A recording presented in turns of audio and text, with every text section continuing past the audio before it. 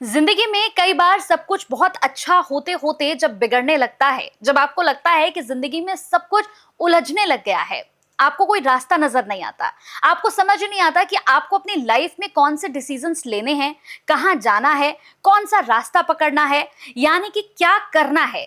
जब ये सारे सवाल सिर्फ सवाल बनकर रह जाते हैं, तब जानते हैं आप किसका रास्ता खुलता है आपके लिए। आपके लिए खुलता है एक एस्ट्रोलॉजर का रास्ता, एक ज्योतिषाचार्य का रास्ता, लेकिन सही और सटीक ज्योतिषाचार्य का। कई ज्योतिष आचार्यों के पॉडकास्ट आपने देखे होंगे, कई लोगों से मिले होंगे, लेकिन आज का ये पॉडकास्ट आप सभी के लिए बहुत ही ज्यादा अल्टीमेट, बहुत ही ज्यादा अलग होने वाला है। कैसे? आज मैं आपकी मुलाकात अपने खास ऐसे मेहमान से कराने जा रही हूं जिन्होंने न सिर्फ एक तरह की ज्योतिष विद्या को सीखा या जानते हैं, अलग अलग 8 तरह की ज्योतिष विद्याओं का ज्ञान है उन्हें। आज उनसे जानेंगे कि आखिर इतनी सारी पद्धतियों की जरूरत क्यों थी और सही में एस्ट्रोलॉजी है क्या। तो चलिए उनका स्वागत कर लेते हैं। मेरे साथ यहाँ पर बहुत ही हमारे खास मेहमान, जाने माने एस्ट्रोलॉजर संजीव आनंद जी हैं, जिन्हें संत जी के नाम से भी लोग जानते हैं। बहुत बहुत स्वागत है आपका। जी धन्यवाद। जय श्री राम। हर हर महादेव। हर हर महादेव। सबसे पहले तो सर बहुत बहुत स्वागत, और उसके बाद मैं आपसे ये जानना चाहती हूँ कि हम जिस तरह से आपके बारे में मैंने जाना, और जब मुझे पता लगा कि आपका पॉडकास्ट है, मैंने रिसर्च की, तो मैंने देखा कि आपको 8 तरह की पद्धति, यानी कि ज्योतिष का आपको जो ज्ञान है वो किसी को नहीं है। मैं सबसे पहले आपको ये जानना चाहती हूँ आपसे कि ये इतने प्रकार की ज्योतिष विद्या की, इस पद्धति की क्या जरूरत थी? आपने बहुत सुंदर सवाल किया है। जी। मैं भी शुरू में पराशर ज्योतिष ही करता था।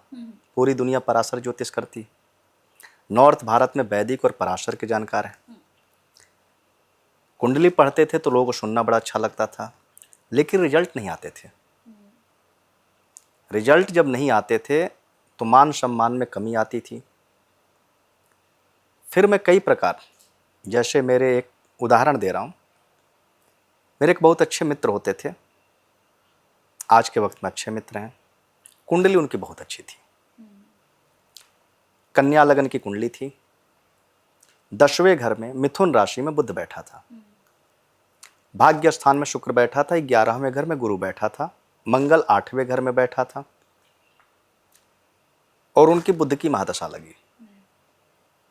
वो मेरे पास भी कुंडली दिखाना है, तभी मेरा परिचय हुआ। उनको तमाम एस्ट्रोलॉजर ने बोला कि ये आप IAS बन रहे हैं, और वो IAS की तैयारी कर रहे थे। 2 बार उनका मेंस नहीं निकला था, और तीसरी बार उम्मीद था कि इस बार मेंस निकल जाएगा। मेरे पास भी आए, मैंने देखा, मैंने कहा कि आपका सिलेक्शन होगा, क्योंकि बुध की महादशा उनकी 2007 में लग गई थी। बुध 10वें घर का स्वगृही, कैरियर का प्लेनेट, बुध की महादशा। वैदिक ज्योतिष तो यही कहती है 10वें की दशा अगर पावरफुल हो तो उसमें व्यक्ति का कैरियर अच्छी ऊंचाई पे जाता है। सूरज भाग्य स्थान में, सूरज राज दरबार का कारक है। बृहस्पति अधिकार पद प्रतिष्ठा का कारक है। ज्योतिष के जितने नियम होते हैं वैदिक और पराशर के, सब उसमें लागू होते थे। साउथ में गए, जो थंब के रूल से नाड़ी ज्योतिष देखी जाती। नाड़ी ज्योतिष 72 प्रकार की है। अच्छा। मुझे 4 प्रकार की नाड़ी ज्योतिष आती है, उसको अगस्त नाड़ी बोलते हैं, थंब वाली। वहाँ भी आया कि आपका सिलेक्शन होगा। उन लोगों ने पूरे प्रेडिक्शन दिए कि आप यहाँ नौकरी करेंगे, इस समय आप सस्पेंड होंगे, बस सब कुछ। तो उनको भी पूरा भरोसा था कि मेरा सफलता मिल रही। बनारस, उत्तर भारत में जितने, दिल्ली से लेकर उत्तर भारत, उनकी कुंडली तमाम बड़े बड़े विद्वान, के.एन. राव जी ने भी देखी थी भारतीय विद्या भवन में।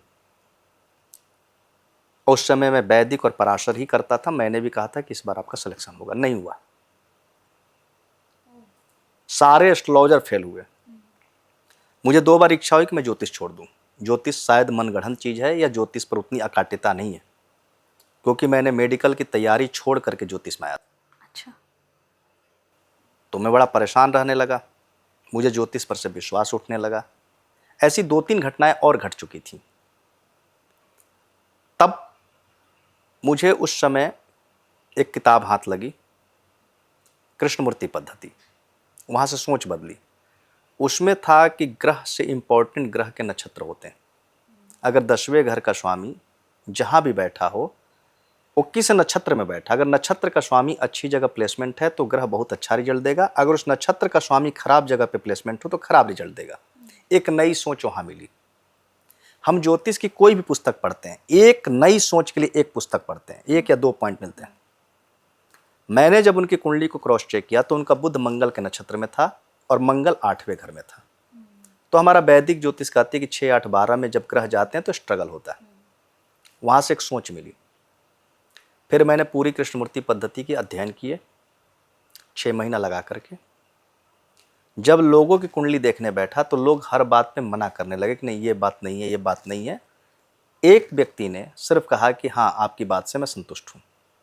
तो अगर मैं 100 लोगों की जन्म पत्रिका पढ़ा, एक आदमी संतुष्ट हुआ, 99 आदमी असंतुष्ट हुए, तो मैंने कहा ये पद्धति मेरे को सूट नहीं करती। उससे तो बेहतर वैदिक है। वैदिक में कम से कम 50 लोग, 100 में 50 लोग कहते कि हाँ आपकी सारी बात सही है। 50 लोगों को रिजल्ट नहीं आते थे। और मेरा जो रूल है कि अगर कोई रूल है तो आप उस रूल को 1 से लेकर 100 जन्म पत्रिका पे लगाओ। अगर वो 70, 75, 80 कुंडलियों पे लगती है तब तो रूल है, और अगर 10, 20, 25 पे लगी तो रूल नहीं है। मेरा रूल चेहरा देख के नहीं पहचानता। सामान्य व्यक्ति के ऊपर भी लगाएं, अमीर के ऊपर भी लगाएं, पॉलिटिशियन के ऊपर भी लगाएं, ब्यूरोक्रेट्स के ऊपर भी लगाएं, रूल लागू होना चाहिए। मेरे पास मेरे जो अपने जानने वाले लोग हैं उसमें तकरीबन बिजनेसमैन 60%, ब्यूरोक्रेट्स, जुडिशरी के लोग और पॉलिटिशियन। ज्योतिष राजाओं की चीज़ है या हारे हुए राजनेताओं को सपोर्ट करती है। जो चुनाव हार गए उनको 5 साल कैसे निकालना है उनको ज्योतिष सपोर्ट करता है। राजा, पॉलिटिशियन, हारे हुए राजनेता, बिजनेसमैन, इनको ज़्यादा सपोर्ट की ज़रूरत होती है। फिर उस समय मैं भी केन राव जी के पास जाते रहता था। मैं जहाँ रहता हूँ उसके बगल में केन राव जी रहते हैं। तो उनके मुंह से बार बार सुनता था जैमिनी ज्योतिष, जैमिनी ज्योतिष, जैमिनी ज्योतिष। मैंने जैमिनी की तमाम पुस्तकें पढ़ी। उसमें कोई भी ऐसा रूल नहीं निकल के आ रहा था जो कुंडलियों में लागू होता हो और उसके परिणाम प्राप्त होते हो। मैं बड़ा परेशान। तो बार बार चर्चा करते थे कि साउथ में बी रामामूर्ति ज्योतिष, जैमिनी ज्योतिष के बहुत बड़े मर्मज्ञ विद्वान, अब वो नहीं रहे, लेकिन अगर जैमिनी ज्योतिष समझना तो आपको साउथ में जाना पड़ेगा। मैं एक बार पहुंचा, जाकर के मैंने वहां पे जैमिनी ज्योतिष सीखने की कोशिश की। वहाँ की भाषा अलग थी, कोई बताने को तैयार नहीं था। फिर मैं क्या करूं कि मैं सबकी जन्म पत्रिका ले जाऊं और ले जाकर के दिखाऊं, और वहाँ द्विभाषीय होते हैं, वो जो बताएं तो उसको मैं समझने की कोशिश करूं पकड़ कहाँ से रहे। तो मैंने जब अपने मित्र की भी कुंडली दिखाई तो उसमें वो बार बार बोल रहे थे कि इनका अमात्य कारक अच्छी जगह प्लेसमेंट नहीं है और इनका ज्ञाति कारक कैरियर के ऊपर बैठा है। मुझे तो इतना तो पता था कि अमात्य कारक क्या होता है, ज्ञाति कारक क्या होता है। जैमिनी ज्योतिष में ग्रहों की डिग्रियां चलती। जो सबसे हाईएस्ट डिग्री का ग्रह है वह आपका स्वयं का प्लेनेट है, और उससे जो थोड़ा कम है वो आपका अमात्य कारक है। अमात्य यानी आपका कैरियर। पहले अमात्य बोलते थे प्रधानमंत्री को, तो पावरफुल होता है कैरियर, उसी से देखते हैं। मैंने जब बाद में उस कुंडली को देखना चालू किया तो मैंने देखा कि इनका अमात्य कारक खराब जगह पे प्लेसमेंट है। उनका अमात्य कारक मंगल था। वहाँ कृष्णमूर्ति पद्धति में निकला कि 10वें घर का स्वामी जिस राशि में बैठा हो, राशि से ज़्यादा इंपॉर्टेंट उसके नक्षत्र स्वामी होते हैं। तो वहाँ बुध मंगल के नक्षत्र में था, मंगल 8वें घर में था। 8वां घर स्ट्रगल का होता है। उससे आसानी से यहाँ आया कि अगर कोई ग्रह अमात्य कारक होकर के 8वें और 12वें चला जाए तो आपके कैरियर में बड़ा संघर्ष आता है। 8वां घर भीषण संघर्ष का है। भाग्य से 12वां, लगन से 8वां, ये अच्छा नहीं माना जाता। और उनका जो ज्ञाति कारक था, ज्ञाति कारक क्या होता है, मैं आपके तमाम नए श्रोताओं के लिए जो जैमिनी के बारे में कम जानकारी रखते हैं, जो सबसे अंतिम डिग्री का ग्रह होता है। देखिए कारक साथ ही लेंगे, सूरज, चंद्रमा, मंगल, बुध, बृहस्पति, शुक्र, शनि। जैमिनी में राहु केतु नहीं लिया जाता। अच्छा। तो जो सबसे कम डिग्री का ग्रह होगा, हो सकता है कोई ग्रह 4 डिग्री का हो, सबसे कम 7 ही ग्रह लेने। उनका जो बुध वो ज्ञाति कारक था, और ज्ञाति कारक जहां भी बैठेगा उस भाव को समाप्त कर देगा। कितनी आसान शब्द। वैदिक में हम घूमते रहे, नवमांश में गए, दशमांश में गए, त्रिशांश में गए, D60 में गए, उसके नक्षत्र में गए, उसके षडबल में गए, उसके तमाम चीजों में गए। वहां हम भूल भुलैया में भटकते रहे। वैदिक ज्योतिष बेस है, लेकिन वैदिक ज्योतिष से आप प्रेडिक्शन नहीं निकाल सकते। जैसे आदमी सामान्य रूप से बीमार पड़ता है तो सामान्य पैरासीटामोल खा के ठीक हो जाता है, लेकिन जब उसकी बीमारी नहीं पकड़ में आती तो उसको हॉस्पिटल में एडमिट होना पड़ता है। और जैमिनी की खासियत है, मैंने जो अपनी महसूस की, मैं तारीफ नहीं करूंगा किसी पद्धति की, पलक झपकने से पहले आधे सेकंड में आप वो निर्णय ले पाएंगे जो वैदिक ज्योतिष वाला 4 दिन मेहनत करके डिसीजन नहीं ले सकता। अच्छा। अब उनका ज्ञाति कारक जो बुध, जो वैदिक ज्योतिष में सबसे टॉप दिख रहा था, वह जैमिनी ज्योतिष में ज्ञाति कारक था और कहाँ बैठा था? कैरियर के ऊपर, और उसी की दशा भी लग गई। जैमिनी की दशाएं अलग होती हैं, लेकिन मैं आपको यहाँ पे 8 प्रकार की पद्धति में जानता हूं। वैदिक, पराशर, जैमिनी, नाड़ी 4 प्रकार की, लाल किताब, अष्टक वर्ग से भी अलग से प्रेडिक्शन हो सकता है और गोचर से भी अलग से प्रेडिक्शन हो सकता है। अच्छा। तो मैं देखा, 1 सेकंड में लगा। जिस रहस्य को सुलझाने में 3 साल तक नहीं सुलझा पाया था, 1 सेकंड में फिर मैंने उस रूल को हर कुंडली पर लगाना चालू किया। चाहे आपका कैरियर देखना हो, चाहे आपका विवाह देखना हो। राजयोग वैदिक ज्योतिष में 10 तरीके से बनते हैं तो 20 तरीके से कटते हैं। जैमिनी ज्योतिष में 1 सेकंड में आप ये देख के बता सकते कुंडली में राजयोग है या नहीं है। हम वैदिक ज्योतिष में नवम दशम के स्वामी, दशमेश की पोजीशन, लगन की पोजीशन। अब जैसे मेरे एक जानने वाले हैं, मैं कुछ घटनाओं की चर्चा इसलिए करूंगा कि उससे आपको समझने में आसानी होगी। मकर लगन की जन्म पत्रिका, लगन का स्वामी शनि 12वें घर में चला गया। तमाम लोगों ने बोला कि यह शनि आपका बहुत खराब है। मैं भी एक बार उस जन्म पत्रिका को देख रहा था, बोले मेरा शनि तो बहुत खराब है। मैंने कहा शनि तो डायमंड है। नाड़ी ज्योतिष कहती है कि 12वें घर में गया शनि शेष नाग की मणि होता है। 3 मकान कम से कम होंगे। शनि एक्टिव होता है 36 साल की उम्र में। मैंने बोला 36 के बाद आपके 3 मकान होंगे। 2 मकान तो हो गए, 35 कंप्लीट करते हैं। मैंने कहा जिसको आप सबसे खराब मान रहे हैं वही आपकी कुंडली का सबसे शानदार पक्ष है।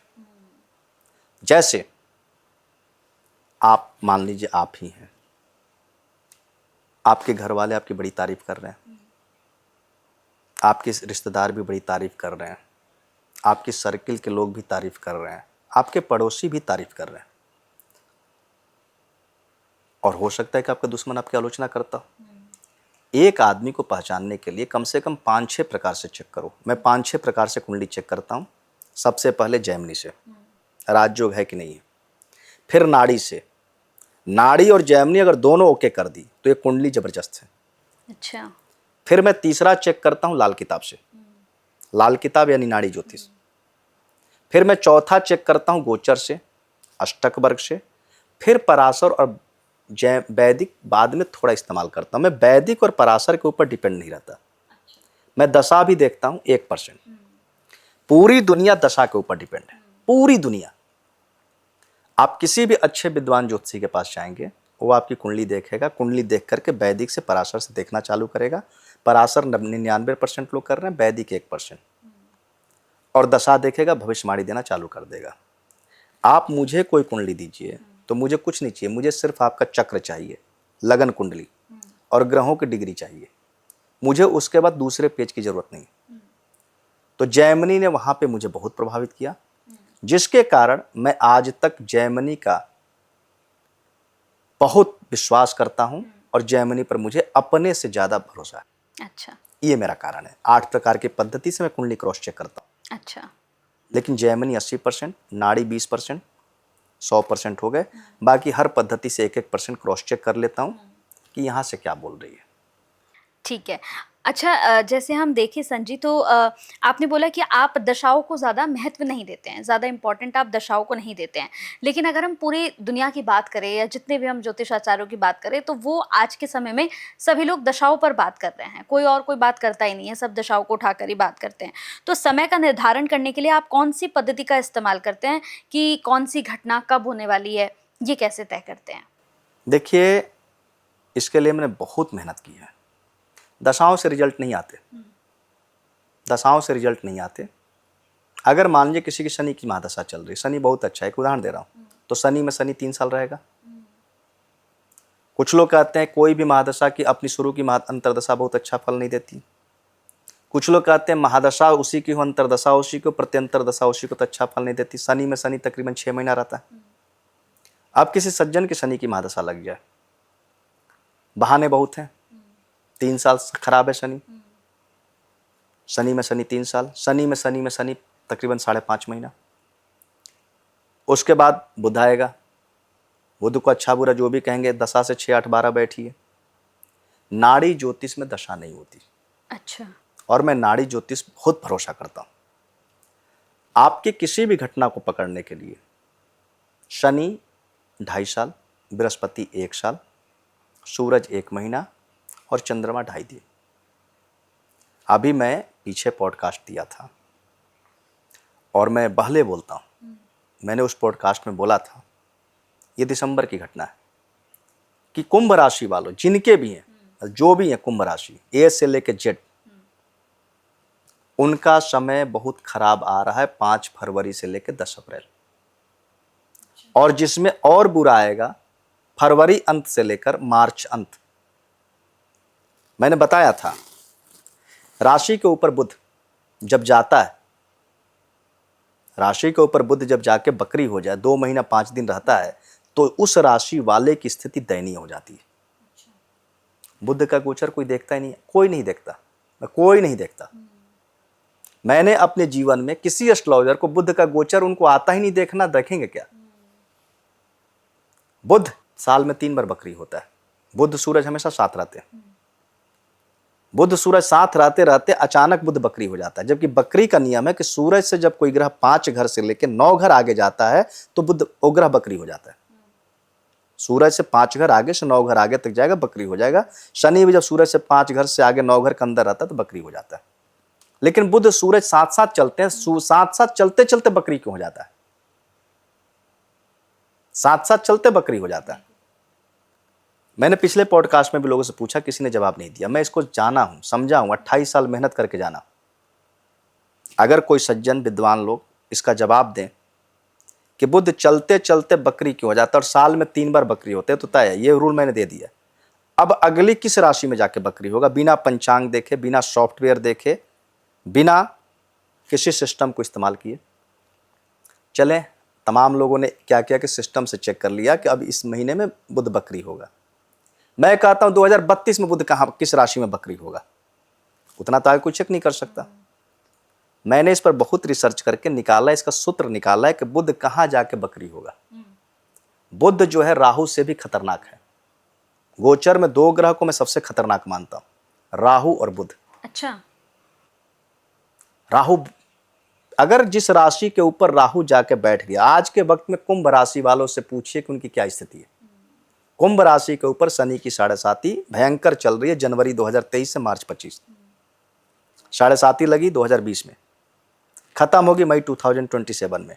मैं 7.5 को इंपॉर्टेंट मानता हूं। जब चंद्रमा के ऊपर शनि जाके बैठता है तो 2.5 साल के लिए जहर योग बन जाता है, और उस पर भी 1 साल बाद जब शनि बकरी होकर मार्गी होता है तो पूरा जहर उस राशि में उतार देता है। तो कुंभ राशि वाले जितने थे उनका 2023-24 उतना बुरा नहीं गया। 23 भी अच्छा गया, 24 भी अच्छा गया, बहुत अच्छा गया। तो को लगा 7.5 मजाक है। हमसे कई कुंभ राशि वाले बोले 7.5 तो बड़ा आनंद दे रही है। शनि का एजेंट है राहु, नाड़ी ज्योतिष का रूल है। शनि को कहा गया है जज, और जज अपनी कुर्सी पे बैठे हैं न्याय करने। उनके सामने 2 वकील हैं, एक है राहु, एक है केतु। मैं आज वो चीज आपको बताऊंगा जो आप तो तमाम पॉडकास्ट लेते हैं, यहां तक कोई सोचता नहीं है। वैदिक ज्योतिष वाले की एक सीमा है, 9 मेष, 10 मेष, लग्नेश, पंचमेश तक जाएगा, ज्यादा से ज्यादा 9 मास तक जाएगा। हम रहस्यों पे बात करेंगे आज। शनि के 2 एजेंट राहु केतु। शनि जज, राहु सरकारी वकील और केतु प्राइवेट वकील। सरकारी वकील आपके खिलाफ में दलील देगा। दलील कब देगा? अगर मान लीजिए कि राहु नाराज है तो आपकी 10 साल पीछे, 2 जन्म पीछे, 5 जन्म पीछे, 100 जन्म पीछे की फेहरिस्त लेके आएगा कि साहब इन्होंने 20वें जीवन में तो ये मर्डर किया था। जैसे भीष्म पितामह जब मृत्युशैया पर बाणों पे सोए हुए थे तो उन्होंने भगवान कृष्ण से पूछा था कि मुझे 100 जन्म याद है, मैंने ऐसा कोई गुनाह नहीं किया कि मुझे तीर के ऊपर सोना पड़े। बोले उससे पीछे जाओ, 101 जन्म पीछे, क्षत्रिय कुल में पैदा हुए थे, आपके सामने एक सर्प आया, आपने उसको मार करके झाड़ियों में फेंक दिया, इतनी कांटों के ऊपर वो पड़ा रहा, मरा नहीं, इतने कांटे चुभे थे, वो आपको 101 जन्म पीछे का दंड आज आपको भोगना पड़ रहा है। तो राहु आपके पिछले जीवन की फेहरिस्त लेकर आएगा, साहब इन्होंने बहुत बड़ा गुनाह कर दिया। शनि वहां पे आपको दंड दे देगा। अब शनि की जिनकी 7.5 चल रही है, शनि कुंभ राशि वालों को उतना परेशान नहीं किया, लेकिन वहीं जब राशि के ऊपर राहु आता है, बड़ा ध्यान से सुनिएगा, जितने भी लोग हैं सब बड़ा ध्यान से सुनेंगे। राशि के ऊपर जब राहु आता है, अभी कुंभ राशि के ऊपर राहु चल रहा है, मई 2025 से लेकर के दिसंबर 2026, राशि का राहु खतरनाक होता है। एक तो 7.5 चल ही रही है, राशि कुंभ राशि वाले अभी ज्यादा दुखी थे, और अभी सारे प्लेनेट बुध कुंभ राशि के ऊपर 5 फरवरी से लेकर के 10 अप्रैल तक 2 महीना 5 दिन के लिए राशि के ऊपर आके बैठ गया था। राशि का बुध पागल कर देता है, राशि का राहु डिप्रेशन देता है। राशि के ऊपर सूरज फिक्स है 13 फरवरी से लेके तकरीबन 15 मार्च। तो उस समय 13 फरवरी से 15 मार्च सूरज आ गया, राहु पहले से चल रहा था, बुध 5 फरवरी को आ गया, 26 फरवरी को बकरी हो गया। राशि के ऊपर अगर बुध बकरी हो जाए तो और खराब, और जब बकरी होकर मार्गी होता है तो पूरा डिप्रेशन आ जाता है। अच्छा, 2 महीना 5 दिन में अगर किसी राशि के ऊपर बुध बकरी हो, अब जैसे आगे कर्क राशि में बुध बकरी होगा, कर्क से बकरी होकर मिथुन पे आएगा, उतना बुरा नहीं जाएगा। कर्क राशि के ऊपर कोई ग्रह नहीं बैठा, अच्छा, कर्क राशि खाली है। सिर्फ कहने के लिए कह सकते हैं कि कर्क राशि से अष्टम में राहु चल रहा है, कर्क राशि के ऊपर कोई पाप प्रभाव नहीं है, उतना बुरा नहीं होगा। लेकिन जहां राहु बैठा है, एक तो राहु पहले से आपको डिप्रेशन में डाल रखा है, सूरज आएगा और डिप्रेशन, मंगल भी आ गया 2 साल बाद राशि के ऊपर, बुध आ गया 2 महीना 5 दिन के लिए। तो राशि के ऊपर राहु, राशि के ऊपर सूरज, राशि के ऊपर मंगल, राशि के ऊपर बुध, और साथ में कुंभ राशि की 7.5। ये मैंने पहले अगाऊ भविष्यवाणी की। जब मेरा पॉडकास्ट रिलीज हुआ तो 1-2 लोगों ने पूछा इसका कोई उपाय है, मैंने कहा उपाय मेरे पास नहीं होता, मैं उपाय नहीं बताता। हर समस्या का समाधान नहीं है कि इस उपाय करके चीजों को ठीक कर दूं। उपाय आपको मैं देता हूं, आपका टाइम पास होगा, भगवान में मन लगा रहेगा, गुनाह नहीं करेंगे, समय धीरे धीरे निकल जाएगा। जब ये फरवरी लगी और जब मेरी तीसरी पॉडकास्ट आई उसी चैनल पर, मेरे पास अगर 100 लोगों ने कॉल किया, सिर्फ कुंभ राशि वाले आए कि मुझे आपसे कुंडली दिखानी है। अच्छा, हाँ, अब मैं उदाहरण दे रहा हूं, अगर मिनिमम 100 लोगों ने पर डे फोन किया तो सिर्फ कुंभ राशि वाले थे कि आपने कुंभ राशि के बारे में पहले बोला था, हम लोग थोड़े डरे थे, लेकिन आपने जो बोला उससे 10 गुना ज्यादा खराब स्थिति चल रही है, और कुंभ राशि की स्थिति खराब थी, ये गोचर से तय था। मैं दशा किसी की नहीं देखा था, मैंने कुंडली किसी की नहीं देखी थी, मैंने पहले से बोला कुंभ राशि एक्चुअल में कुंडली में जिनकी है, मैं गोचर से आपका 1 दिन, 1 महीना, 1 साल बता सकता हूं। जबकि ज्योतिष जो करते हैं, वैदिक ज्योतिष, पराशर ज्योतिष, उनको खुद का अपना भविष्य नहीं पता।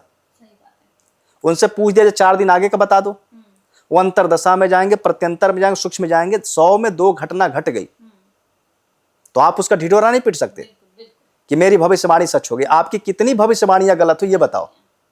मैं अगर 100 कुंडली पढ़ता हूं, मैं बड़े अभिमान के साथ नहीं, बड़ी विनम्रता से बोल रहा हूं, मेरी अगर कैलकुलेशन गलत है, दिमाग खराब है, समय खराब है, तो 90% भविष्यवाणी को सच जाना है। 95% भविष्यवाणियां 70, 80, 90% सच जाएंगी। मेरी 99% तक भविष्यवाणियां सच जाती है। अच्छा, अब मान लीजिए किसी का डेट ऑफ बर्थ ही गलत है, मुझे डेट ऑफ बर्थ जो है वही देखूंगा। ममता बनर्जी की कुंडली मेरे पास थी नहीं आज तक। मेरे को एक हमारे बंगाल के अच्छे ज्योतिष के जानकार ने मुझे डेट ऑफ बर्थ भेजा। मैंने पूछा ये डेट ऑफ बर्थ आपको कहाँ से मिला, मैं कैसे मान लूँ इसका आधार, क्योंकि मैं तो आधार पूछा। उन्होंने मुझे जवाब दिया कि ममता बनर्जी ने अपने एक इंटरव्यू में कहा था कि उनका जन्म ननिहाल में हुआ था और दुर्गा अष्टमी के दिन जन्म हुआ था। तो बोले कि जहां ये पैदा हुई थी उसी मोहल्ले में उनसे 2 दिन पहले एक व्यक्ति पैदा हुआ था। उसका डेट ऑफ बर्थ से हम लोग निकाले कि अगर 2 दिन बाद जाते हैं तो दुर्गा अष्टमी है क्या, पहले गांव में बच्चे पैदा घर में होते थे, वो पहले 2 दिन पहले पैदा हुआ, 2 दिन बाद ममता बनर्जी पैदा हुआ। और ये बात ममता बनर्जी खुद बोल रखा है इंटरव्यू में कि मेरी जन्म ननिहाल में हुआ, दुर्गाष्टमी को हुआ। तो 2 दिन बाद जब वो पीछे गए तो दुर्गाष्टमी थी, तो मुझे उनकी original date of birth time मिल गई। इससे पहले जो इंटरनेट पे डेट ऑफ बर्थ है वो अलग है, उसमें मेष राशि है और 1 बजे रात के बाद वृषभ राशि आती है। तो अगर किसी का डेट ऑफ बर्थ गलत है, उसकी राशि गलत आएगी तो अलग बात है। बाकी मैं आपके राशि पता हो जाने से मैं 70-80% आपका भविष्य बता सकता हूं। अब आप कितनी ऊंचाई पे जाएंगे, डॉक्टर बनेंगे, कलेक्टर बनेंगे, पॉलिटिशियन बनेंगे, इसके लिए आपकी कुंडली चाहिए। आपकी कुंडली है तो आपका कैरियर क्या है, कितनी ऊंचाई पे जाएंगे, कितनी बड़ी स्थिति में रहेंगे। आपके समय का निर्धारण मैं गोचर से करता हूं। मैंने 28 साल हो गए, मुझे 29वां साल चल रहा है। मैं पर डे 100-150 जन्म पत्रिका पहले रोज देखता था। आज के वक्त में मेरी पर डे 300 से 400 जन्म पत्रिका है। अच्छा। पर डे एक जन्म पत्रिका देखने में 2 से 3 मिनट का समय लगता है मुझे। अब कई बार लोग 5-5 जन्म पत्रिका एक साथ दिखाते हैं। मैंने 5 डेट ऑफ बर्थ डाल लिए, 10 मिनट में सारी बात हो गई। आधा मिनट डालने में लगता है, डालते ही कैलकुलेशन चालू। एक जन्म पत्रिका में क्या सवाल है, मेरा समय कब ठीक हो रहा है, इतने दिन से खराब था, इतने दिन से अच्छा आ रहा है। लोग पूछते हैं कैसे भरोसा कर लूं। आप किसी ज्योतिषी पे भरोसा मत करो। कभी किसी ज्योतिषी के पास जाओ, आप अपना date of birth time place देकर चुप लगा जाओ, कोई क्लू मत दो। 100 में 90 लोगों के हलक से आवाज नहीं निकलेगी।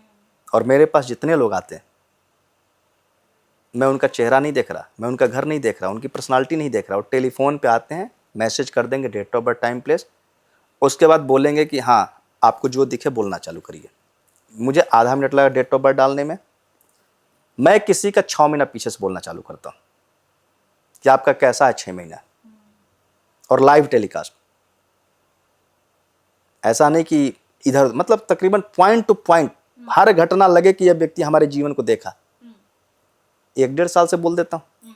मैं बोलता हूं कि अगर ये बात 100% सच है तो आगे वाली बात 100% सच है। तो लोग कहते हैं हाँ जी यह 200% सच है, तो मैं बोलता आगे वाली 100% सच है। मैं हमेशा तलवार की धार पे चढ़ता हूं, मैं किनारे किनारे नहीं चलता। मैं कहता हूं मुझे कोई क्लू मत दो, मुझे अपना फोटो मत दो, शक्ल मत दो, कुछ मत दो। कुछ लोग चैट पे सवाल करते हैं माई फ्यूचर। परसों एक सज्जन आए अमेरिका से, उन्होंने 3 जन्म पत्रिका भेजी। पहला सवाल था माई फ्यूचर, दूसरा सवाल था मैरिज लाइफ, और तीसरा सवाल था उनका फाइनेंस। मैंने छूटते बोला कि आपकी मैरिज लाइफ खराब है, मैं डिवोर्स का मास्टर हूं। अच्छा। मुझे 10 सेकंड लगते हैं डिवोर्स बताने में, किसी की मैरिटल लाइफ कैसी है मैं इसका मास्टर हूं। और पूरी दुनिया में मैं डंके की चोट पर बोलता हूं, कोई व्यक्ति नहीं बता सकता। बिल्कुल 10 सेकंड में। अभी 1 महीना पहले मेरे घर पे 2 सज्जन आ गए राजस्थान से, बुजुर्ग थे, पति पत्नी। मैं सोचा 70-75 साल की उम्र है, क्या इनका डिवोर्स होगा। भाई पहले के जमाने में डिवोर्स होता नहीं था, सामान्य परिवार से थे तो सामान्य परिवार में डिवोर्स होता नहीं।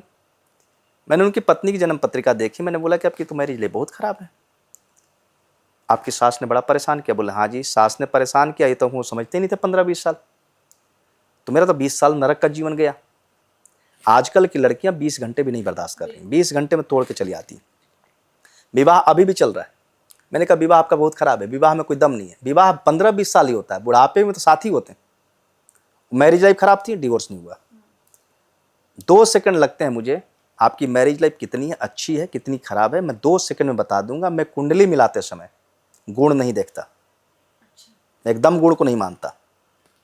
पूरी दुनिया जो करती है वो मैं काम में कतई नहीं करता। पहले के जमाने में कुंडली होती नहीं थी, पंडित जी के पास लोग गए, राशि का नाम पता होता था। पहले लोग अनपढ़ होते थे, पंडित जी ने राशि के आधार पर राशि का नाम बता दिया, गए महाराज इनकी ये राशि है, नाम है, उससे उन्होंने नक्षत्र पता कर लिया, नक्षत्र पता करके गुण मिला दिए। 1 सेकंड लगता है नक्षत्र पता करने में। लड़की का नक्षत्र, लड़के का नक्षत्र, राशि पता लग गई, नक्षत्र पता लग गया। अगर लड़का लड़की की सेम राशि है, जैसे किसी की वृश्चिक राशि है, लड़की की वृश्चिक राशि है, तो उनके 28 गुण मिल जाए। अगर नक्षत्र अलग अलग हो गए, एक राशि में 2.25 नक्षत्र होते हैं, सवा 2 3 नक्षत्र ही मान लीजिए, एक नक्षत्र में 4 चरण, दूसरे नक्षत्र में 4 चरण, एक नक्षत्र का 1 चरण। नक्षत्र अलग अलग 36 गुण मिलेंगे। अच्छा। हाँ, नक्षत्र सेम हो गए तो 28 गुण मिलेंगे, क्योंकि नाड़ी दोष बन जाता है। नक्षत्र सेम होने से नाड़ी दोष बन जाता है, तो 8 पॉइंट कम हो जाते हैं। तो 36 में से 8 कम करेगा 28 बनेंगे। नक्षत्र अलग हो तो नाड़ी दोष नहीं हुआ। फिर शादी तो टूटनी नहीं थी, पंडित जी को पता टूटनी नहीं है। शादी अच्छी हो या बुरी, बुरी होगी तो जीवन भर पूजा पाठ करके निकलेगा, भगवान करके निकलेगा, अगले जीवन का इंतजार होगा। अच्छी होगी तो पंडित जी को दुआ मिलेगी। लोग कहते थे गुण अच्छे मिले तभी अच्छी शादी चल रही है, शादी खराब है गुण कम मिले हैं। अगर गुण कहीं कम मिलते थे तो पंडित जी नाम बदल देते थे। जैसे किसी का नाम अगर श्याम है, गुण नहीं मिल रहे हैं तो उसका नाम राम कर देंगे, मिल गया, बात खत्म। मैं खुद एक घटना का गवाह हूं कि गांव में लड़की कुंडली बनती नहीं है, बनती ही नहीं है। तो लड़की कुंडली ले गए शादी के लिए, डेट उसका नाम, राशि का नाम भी नहीं पता था, नाम बताए तो उसका नाम 10 से था और लड़के का नाम म से था। मिल नहीं रही थी तो उन्होंने लड़की का नाम भी म से मालती रख दिया। 28 गुण मिल गए, दोनों पक्ष खुश। आज के वक्त में विवाह टूटने के लिए हो रहा है, विवाह चलने की गारंटी कम है। लड़का लड़की दोनों बहुत महत्वाकांक्षी हो चुके हैं और ये आधे सेकंड में मैं बता सकता हूं कि ये विवाह कैसा है। कल रात में मेरे पास एक सज्जन है, बोले कि कुंडली तो मिल गई 28 गुण से, तो आप एक बार मुहर मार देते। मैंने कहा क्यों मुहर मारूं, जब आपने कुंडली मिला ली 28 गुण से तो मैं मुहर क्यों मारूं, मैं तो देखता ही नहीं, मैं तो डिवोर्स खोजूंगा। अगर डिवोर्स है तो मना कर दूंगा, डिवोर्स नहीं तो हाँ कर दूंगा। मेरे अच्छे परम मित्र हैं। मैं रात में खाली हुआ 2:30-3 बजे, मैंने दोनों कुंडलियां चेक की, दोनों कुंडलियों में डिवोर्स नहीं था। मैंने कहा दोनों में डिवोर्स नहीं, आप शादी कर सकते। मैं गुण को नहीं मानता, मैं गुण को नहीं मानता, मैं दशा के ऊपर डिपेंड नहीं होता। मेरी कई चीजें हैं जो जैमिनी ज्योतिष और नाड़ी ज्योतिष में सीधा रिजल्ट बोलती है, घुमा फिरा के नहीं बात करती। वैदिक ज्योतिष में आप अपनी पत्री लाएं, 5 एस्ट्रोलॉजर से दिखाएं, पांचों के अलग अलग मंतव्य होंगे वैदिक या पराशर वालों के। अब मैं नहीं जानता कि जैमिनी लोग कितना जानते हैं। मेरे पास आप एक कुंडली 10 बार लाएं, जब आप सेम पॉइंट टू पॉइंट वही होंगे। मेरा 1 से 1.5 मिनट का प्रेडिक्शन होता है, काम होगा नहीं होगा, समय कब अच्छा आ रहा है कब बुरा आ रहा है, आपका पीछे समय कैसा गया है, पॉइंट टू पॉइंट 4-5 पॉइंट में बात होती, पूरी प्रोडक्शन खत्म हो जाते। अच्छा, एक और सवाल है मेरा। जैसे हम देख रहे हैं संजी, 2026 की जब शुरुआत हुई तो सभी ने कहा कि भाई 2025 में हमने बहुत कुछ देखा था, बहुत हादसे देखे थे, 26 का ये साल जो है ये कैसा जाने वाला है, इसे लेकर बड़ी प्रेडिक्शन हुई 2025 में। लेकिन हमने 26 में देखा कि 26 भी जब शुरू हुआ तो हमने युद्ध भी देखा, अमेरिका इजराइल और ईरान के बीच युद्ध हुआ। लेकिन अभी तो थोड़ा सा समय गया है, अभी तो और बाकी जो समय है वो बचा हुआ है। तो क्या अभी बहुत कुछ होना बाकी है 2026 में? देखिए, मैं इस पर पीछे बोला हूं, आपके चैनल फिर दोबारा बोल रहा हूं। 2026 लोग न्यूमरोलॉजी को लेकर चलते हैं कि 2026 जो है ये सूरज का अंक है, पिछले साल शनि का अंक है। मैं न्यूमरोलॉजी को नहीं मानता, मैं मानता ही नहीं। ये 1 2 3 4 अंग्रेजों का बनाया हुआ है, ये हमारे वैदिक ज्योतिष नहीं है। हमारे वैदिक ज्योतिष में पूर्णिमा और अमावस्या होती है। हमारे वैदिक ज्योतिष में चतुर्थी, नवमी, चतुर्दशी तिथि खराब मानी, रिक्ता तिथि मानी गई। ग्रह जब फंसेंगे, मैंने अपने पॉडकास्ट में बोला था कि सारे ग्रह कुंभ राशि में फंस रहे हैं। राहु वहां पहले से बैठा, एक मगरमच्छ है जो कह रहा है तालाब में जो आएगा मैं खाऊंगा। राहु भूखा बैठा। कुंभ राशि जो होती है वायु तत्व की राशि होती है। मेष, सिंह, धनु अग्नि तत्व होती है।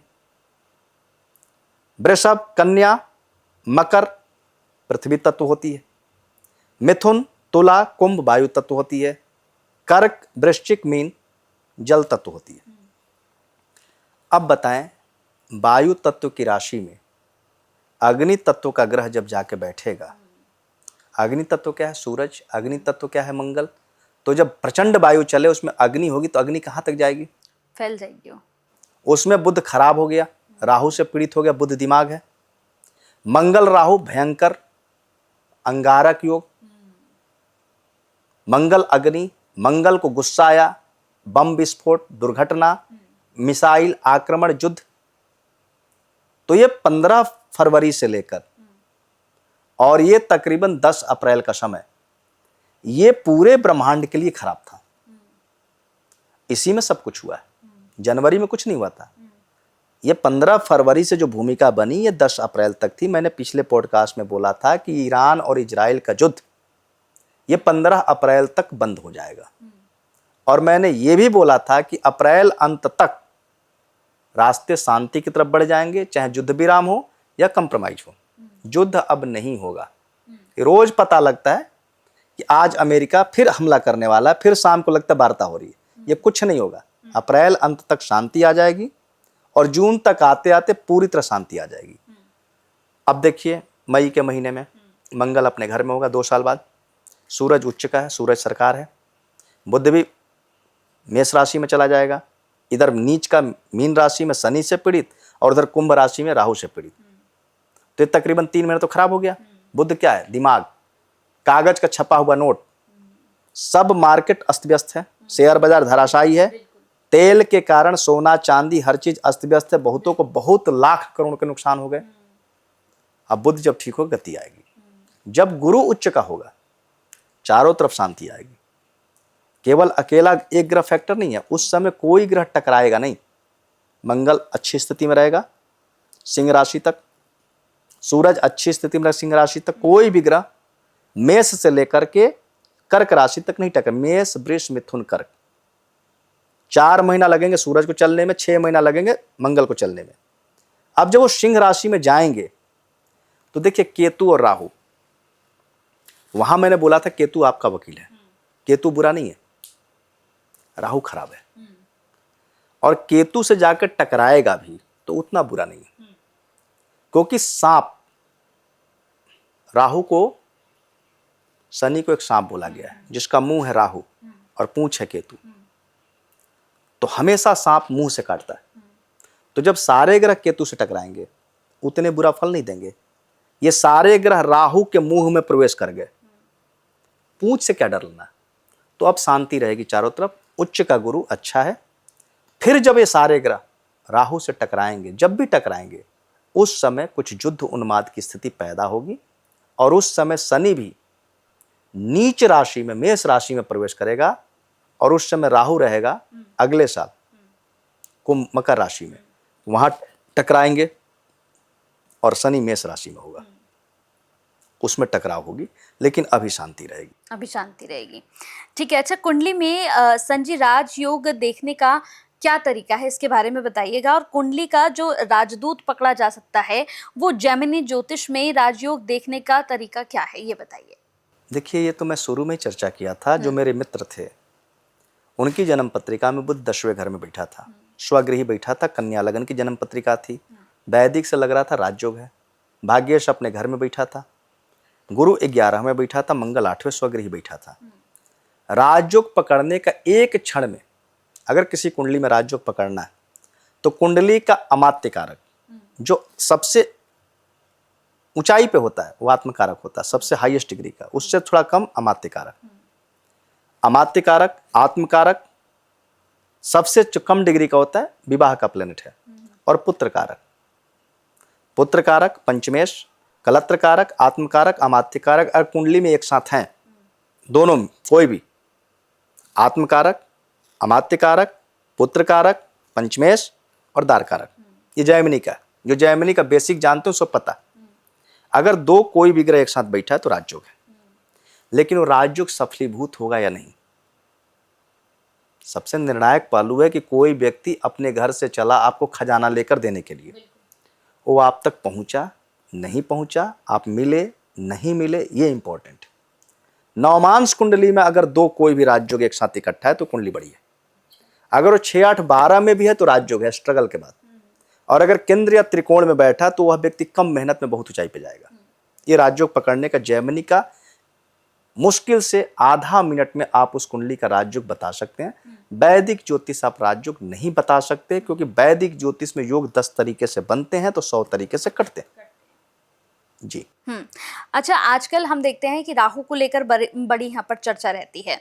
राहु के बारे में आपका नजरिया सबसे पहले मैं जानना चाहूंगी। और केतु की अगर हम बात करें, जैसे देखते हैं हम राहु की बात तो सब करते हैं, लेकिन केतु की बात कोई नहीं करता है। लेकिन अगर देखें तो केतु की भूमिका, और कहते हैं कि केतु जो होता है ना, वो संजीव बृहस्पति से भी ज्यादा वो होता है, मतलब बहुत ही ज्यादा प्योर होता है। इसके बारे में थोड़ा सा आपको बताइए। नाड़ी ज्योतिष का बड़ा अच्छा नॉलेज है। हाँ, इसके बारे में बताइए। नाड़ी ज्योतिष में लिखा गया है हाँ। केतु बृहस्पति से भी ज्यादा शुभ है। अच्छा। मैंने शुरू में ही बोला कि केतु आपका वकील है। हाँ। आपका वकील आपके पक्ष में दलील देता है, बिल्कुल। और राहु सरकारी वकील है। केतु बृहस्पति का चेला है। केतु बृहस्पति का चेला। अब इसमें एक छोटा सा नाड़ी ज्योतिष का रूल बताता हूं। मैं आज कुछ अलग बोलूंगा, थोड़ा सा पॉडकास्ट लंबा भी चले, लेकिन मैं आपके दर्शकों के लिए बोल रहा हूं। कोई कुंडली है, पहला घर, दूसरा घर, इस तरह करके 12 घर होते हैं। अगर किसी कुंडली में पहले घर से लेकर छठवें घर में, पहला, दूसरा, तीसरा, चौथा, पांचवा, छठवां में केतु पहले बैठा है, तो जो पहले बैठा होता है वो आदेश देता है पीछे वाले ग्रह को। तो केतु अगर पहले है तो शनि कुंडली को अच्छा आदेश देगा, तो शनि अच्छा हो गया। अगर किसी कुंडली में पहले राहु है तो राहु खूंखार ग्रह, तो राहु को गलत मैसेज देगा। अब जैसे नाड़ी ज्योतिष का रूल है कि लगन पे अगर केतु बैठा हो, सूरज कहीं भी होगा अच्छा हो गया। अच्छा। जैसे किसी कुंडली है, सिंह लगन की कुंडली है, केतु लगन पे बैठा है, और लग्नेश मान लीजिए 8वें घर में चला जाए, पूरी दुनिया कहेगी कि आपकी कुंडली खराब हो गई। लग्नेश 8वें घर में चला गया, लग्न पे केतु बैठा है, ये कुंडली तो बड़ी खराब हो गई। लगन पे केतु, सूरज कहीं भी होगा पावरफुल होगा। केतु है क्या? हर ग्रह को समझिए। ब्रह्म मुहूर्त जो होता है केतु होता है। आप ब्रह्म मुहूर्त में छत पे बैठे हो, पार्क में बैठे हो, एक अजीब अच्छी हवा आती है, खुशबू वाली, मन प्रसन्न हो जाता है। सूर्य उदय से 1 घंटा पहले ब्रह्म मुहूर्त होता है, 1.5 घंटा पहले तक ब्रह्म मुहूर्त होता है, तो उसमें अच्छी खुशबू आती है। सूरज की जो पहली किरण होती है, पहले लाल होती है, फिर उसमें एक अच्छी आभा मंडल होती है, वो केतु है।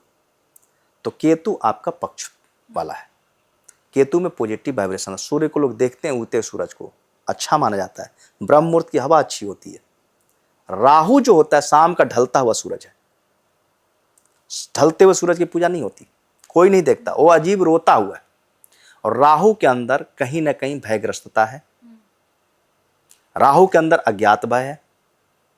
तो राहु, शनि जो है अपने ऊपर दोष नहीं लेता। अगर मान लीजिए शनि खराब चल रहा है तो इंतजार करेगा कि राहु गोचर में कब खराब हो।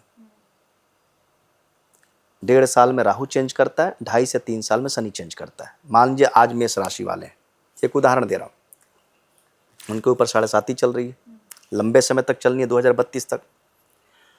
तो शनि कहेगा कि मैं तो 2032 तक हूं। अब इनकी राशि के ऊपर 2027 से 2030 तक मेष राशि के ऊपर शनि रहेगा, भयंकर 7.5 होगी। अब उस समय राहु तो कई बार चेंज करेगा। अभी राहु मकर राशि में प्रवेश करेगा दिसंबर 2026 से लेकर के, और फरवरी, मतलब तकरीबन जून 2028 तक मकर राशि में राहु रहेगा। मेष राशि वालों के लिए बैंड बच जाएगी, क्योंकि राहु का गोचर 4 जगह खराब है। राशि का गोचर, राशि से दशम, राशि से चौथा, राशि से 8वां। तो जब उनके राशि से दशम राहु जाएगा तो उनके सारे काम बिगड़ेंगे। दोष आएगा शनि की 7.5 पर। शनि बुरा ग्रह नहीं है। शनि को अगर कुछ बुरा भी करना है तो राहु के द्वारा वो करवाता है। जैसे एक अफसर है, IAS अफसर, वो अपने चेंबर में बैठा, जब तक उसका क्लर्क या चपरासी नहीं होगा कोई काम नहीं होगा। फाइल कौन उठाएगा? वो तो उठाएगा नहीं। फाइल सिग्नेचर करेगा, दूसरे दफ्तर में जाना है, चपरासी या क्लर्क ही करेंगे। तो शनि हाकिम है, उसके एजेंट राहु केतु हैं। अगर केतु आपके पक्ष में चल रहा है तो साल आपका 1.5 साल बहुत अच्छा जाएगा, और अगर राहु आपके खिलाफ चल रहा है तो 1.5 साल खराब जाएंगे। यहाँ राहु को कोई देखता ही नहीं, सब शनि शनि शनि। राहु जब राशि परिवर्तन करता है चर्चा करते हैं। राहु वरदान भी है। अगर किसी के जातक की जन्म पत्रिका में राशि से 3रा, राशि से 6वां और राशि से 11वां राहु आ जाए तो उस साल वो जबरदस्त सफलता प्राप्त करेगा। और जब राशि के ऊपर राहु हो, राशि से चौथा हो, राशि से अष्टम हो और राशि से दशम हो, तो वह 1.5 साल उसकी जिंदगी के सबसे खराब समय होंगे। तो आप राहु से डरें, आप शनि से न डरें, केतु अति शुभ प्लेनेट है, बृहस्पति से भी ज़्यादा शुभ है। लग्न का केतु, सूरज कहीं भी पावरफुल, छठवें घर का केतु, बृहस्पति कहीं भी पावरफुल, 9th का केतु, बृहस्पति जबरदस्त, 12वां केतु, बृहस्पति जबरदस्त।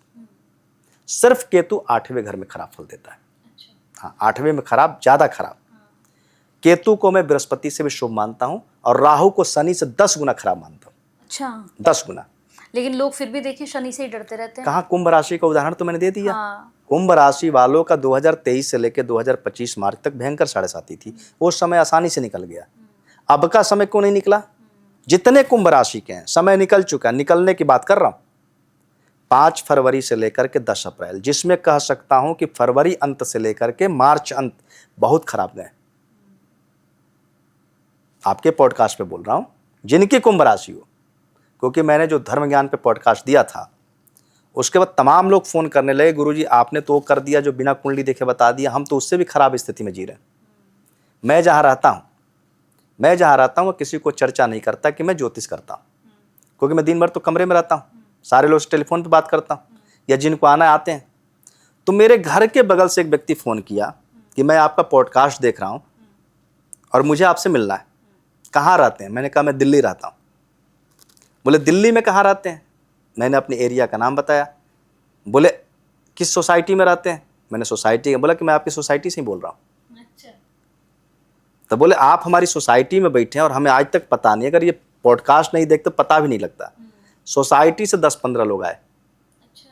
मेरा एक नेचर है कि मैं कभी किसी को ये नहीं बोलता कि आई एम एस्ट्रोलॉजर। मेरे तमाम लोग बाहर हैं, दिल्ली से बाहर ज़्यादा है, जिनको आना है आते हैं, मैं अपनी तारीफ नहीं करता। इस पॉडकास्ट से 10 लोग आए और मेरा पॉडकास्ट बहुत ज़बरदस्त गया था। और कुंभ राशि के तमाम लोग कुंडली दिखाने आए। तो मैं आपकी बिना दशा के आपकी 80% समय बता दूंगा कि आपका समय कैसा है। लोगों को समय ही जानना है। और जो 18, 20, 25 साल के बच्चे हैं, इनको कैरियर जानना है, राजयोग है कि नहीं है, प्रेम विवाह है कि नहीं है, शादी कैसी है, डिवोर्स कैसा है। सवाल इतने ही है और मैं इसी का मास्टर हूँ। अच्छा, एक और चीज़ मैंने आपके बारे में बहुत ज़्यादा सुनी है संजी, अब उस पर मैं सवाल चाहती हूँ आपसे कि आप मुझे उत्तर ज़रूर दीजिएगा। संतान के बारे में आजकल लोग बड़े सवाल करते हैं कि बेटा होगा या बेटी होगी या क्या होगा, इसे लेके बड़ा यहाँ पर सवाल रहता है। लेकिन मैंने देखा है कि आप मतलब बड़ी जल्दी बता देते हैं कि बेटा होगा और बेटी होगी। और मैंने कई लोगों से ये सुना भी कि आपने जिसे जो बोला कि भाई तुम्हारे बेटा होगा या बेटी होगी, वो बिल्कुल वैसे ही हुआ है। तो ये भविष्यवाणी मतलब आपने कैसे सीखी है? ये पद्धति किस पद्धति से आप देखते हैं कि बेटा होगा या बेटी होगी, और इतना सटीक कैसे बैठता है? बड़ा अच्छा सवाल है। ये क्षेत्र, मैं लाल किताब का जानकार हूँ। लाल किताब बहुत बृहद है, बहुत बड़ा है। तकरीबन 1150 पेज की लाल किताब है। बड़ी बड़ी पेज है उनकी, मतलब रामचरितमानस जितना बड़ा है और दोनों तरफ है। 1150 पेज, उर्दू की भाषा है वो। मैं जब लाल किताब पढ़ने बैठा तो मुझे समझ में आया क्या है। आप अगर कोई व्यक्ति अगर रोटी चावल खाया हो, एक बात कह रहा हूँ, उसको आप पिज्जा बर्गर खिलाने लगे, 1 दिन खा लेगा, 2 दिन खा लेगा, 15 दिन नहीं खा सकता। मैं जब लाल किताब, मेरे को एक प्रेस वाले ने बुलाया था कि आप कुछ लिख सकते हैं तो 1-2 पुस्तक लिख दीजिए। तो मैं गया था मिलने, तो उन्होंने मुझे एक लाल किताब की पुस्तक दे दी। बोले कि मैंने कहा लाल किताब से क्या मतलब, कोई भी लगन हो 1 नंबर का लगन कर देते हैं, ये तो टोटकों की किताब है। बोले कि 1952 की लाल किताब है और इसको आप पढ़िएगा। मैं गाड़ी में बैठ के पलट रहा था तो उसमें एक सूत्र आया था, मुझे अगर कोई पुस्तक में अगर एक ऐसी कोई रूल मिल जाए जो अलग हो, एक ही पुस्तक से एक रूल मिलती है, उसमें लिखा गया था कि 2 ग्रह मिलकर तीसरा ग्रह बनता है। अच्छा। वैदिक में कहीं नहीं है। वैदिक में 2 ग्रह मिलकर क्या करते, रिजल्ट ही नहीं है। 1 और 1 ग्रह को जोड़ते हैं, 1 + 1 2 हो सकता है, 1 और +1 जोड़ के 1500 हो जाए। एक राजा हो और एक सामान्य व्यक्ति हो तो दोनों मिलकर कितने बड़े हो जाएंगे। तो उसमें मैंने देखा कि सूरज शनि अगर कुंडली में एक साथ हो तो शुक्र खराब हो जाता है, मंगल खराब हो जाता है, राहु खराब हो जाता है। मेरे पास तमाम जन्म पत्रिका है। मैंने धड़ाधड़ 5-7 जन्म पत्रिका उठाई, दिमाग पे तो है। मैं जो एक बार जन्म पत्रिका देख लेता हूँ वो कम से कम 3 साल तक याद रहती है। अच्छा। हाँ, मेरे पास तमाम लोग आते हैं, मेरी जन्म पत्रिका जैसे डेट ऑफ बर्थ सामने आएगा, कुंडली सामने आएगी, आपसे तो मेरी बात हो चुकी है, तो सूरज शनि जिनका है उनकी मैरिटल लाइफ खराब है, उनका राहु खराब है, ससुराल की पोजीशन खराब है, राहु ससुराल है नाड़ी ज्योतिष में। सूरज शनि जब एक साथ होते हैं तो शनि खराब होता है, और शनि जब खराब होता है तो राहु केतु को लाता है कि तू मर, और राहु केतु शुक्र को मरवा देते हैं। आप देखते होंगे कि लेडीज का ज्यादा स्वास्थ्य कमजोर रहता है शादी के बाद। शादी से पहले हेल्थ अच्छी है, शादी के बाद हेल्थ खराब है, क्योंकि शुक्र पत्नी है। सूरज शनि की लड़ाई होगी, मेरे एक जानने वाले हैं, उनकी कुंडली में सूरज शनि आमने सामने है, लड़ाई हो गई। सूरज शनि साथ में हो या सूरज शनि दृष्टि में हो, उनका एक डिवोर्स हो गया। उनकी 13-14 गर्लफ्रेंड छोड़ के जा चुकी हैं। तो जितनी गर्लफ्रेंड है वो सब शादी है, और जितनी गर्लफ्रेंड छोड़ के गई वो डिवोर्स है। अच्छा, लिखा है पत्नी पे पत्नी मरती जाए। तो पहले तो गर्लफ्रेंड होती नहीं थी, पहले शादियां होती थी। अब आप गर्लफ्रेंड बनाए, 6 महीना साल भर चला, टूट गई, तो उतनी पत्नियां आपके जीवन से जाने लगी। शुक्र खराब होता है। फिर उसी तरह से सूरज और बृहस्पति किसी कुंडली में एक साथ हो तो उसका चंद्रमा बड़ा अच्छा हो गया, उससे मिलकर चंद्रमा बनता है। राहु केतु से मिलकर शुक्र बनता है। तो उसमें 2 ग्रह मिलते हैं, तीसरा ग्रह पैदा होता है। जैसे आप दूध में चाय पत्ती डालेंगे, चाय बनेगी, सेवई डालेंगे, सेवई बनेगी, चावल डालेंगे, खीर बनेगी, कॉफी डालेंगे, कॉफी बनेगी। आप जो दूध में डालेंगे वो बनेगी, दूध नहीं रहा। उसी तरह से 2 ग्रह मिलकर तीसरा ग्रह बनते हैं। अब उसी में चर्चा करता हूं। मैं पढ़ा रहा था किसी सज्जन को, एक लाइन का रूल है लाल किताब में कि अगर बरस फल में लगन पे केतु आ जाए तो उस साल आपको घर में पुत्र संतान होगा। अगर आपको संतान की अभिलाषा है तो आपके घर संतान होगा, नहीं तो आपके भाई को संतान होगा, नहीं तो आपकी बहन को संतान होगा। अगर आपके बच्चे बड़े हो गए, उनकी शादी होगी, तो उनको संतान होगी। तो हर साल लोग मेरे पास आते हैं। ये रूल जब मैं पढ़ा, मैं जब तक रूल को 100-200 जगह नहीं लगा लेता तब तक मैं उस रूल को आजमाता नहीं। जैसे मैं रूल पढ़ रहा हूं, 100-150 जन्म पत्रिका दिमाग में तुरंत सेट किया, कहाँ का रूल लगा। अगर लगा कि हाँ 70-80-90 जगह रूल ओके, फिर उस रूल को साल भर लगाता हूँ कुंडलियों पर। अच्छा, साल भर में मान के चलिए 10-20-25-30 हजार जन्म पत्रिका पे लग ही जाती। अच्छा, रोज 100-150 जन्म पत्रिका में देखता हूँ। उसके बाद उसमें अगर 90% लग गया तो मैं उस रूल को उठाता हूँ। मेरे पास एक बहुत अच्छे व्यक्ति आए, उनकी ट्विंस बेटियां थी। मेरे पास बोले कि मेरी वाइफ प्रेग्नेंट है, धर्म संकट है कि अब 2 बच्चियां पहले से हैं, 2 बच्चे पर्याप्त हैं और तीसरे की जरूरत नहीं है, और धर्म संकट हो गया। अगर एक बेटा हो तो फिर कोशिश करें रुक जाने की, क्योंकि देखिए बहन को भाई मिल गया और भाई को बहन मिल गया, परिवार पूरा हो गया। और अगर बेटियां हैं तो 3 बच्चे, अब थोड़ा उलझन है। 2 बेटियां पहले से पर्याप्त हैं, बेटा बेटी में उनको कोई फर्क नहीं था। मैंने कहा 10 मिनट रुक जाइए, वेट करिए। मैंने उनकी बरसफल लगाई, उनकी और उनकी धर्मपत्नी की। बरसफल में लगन पे केतु था।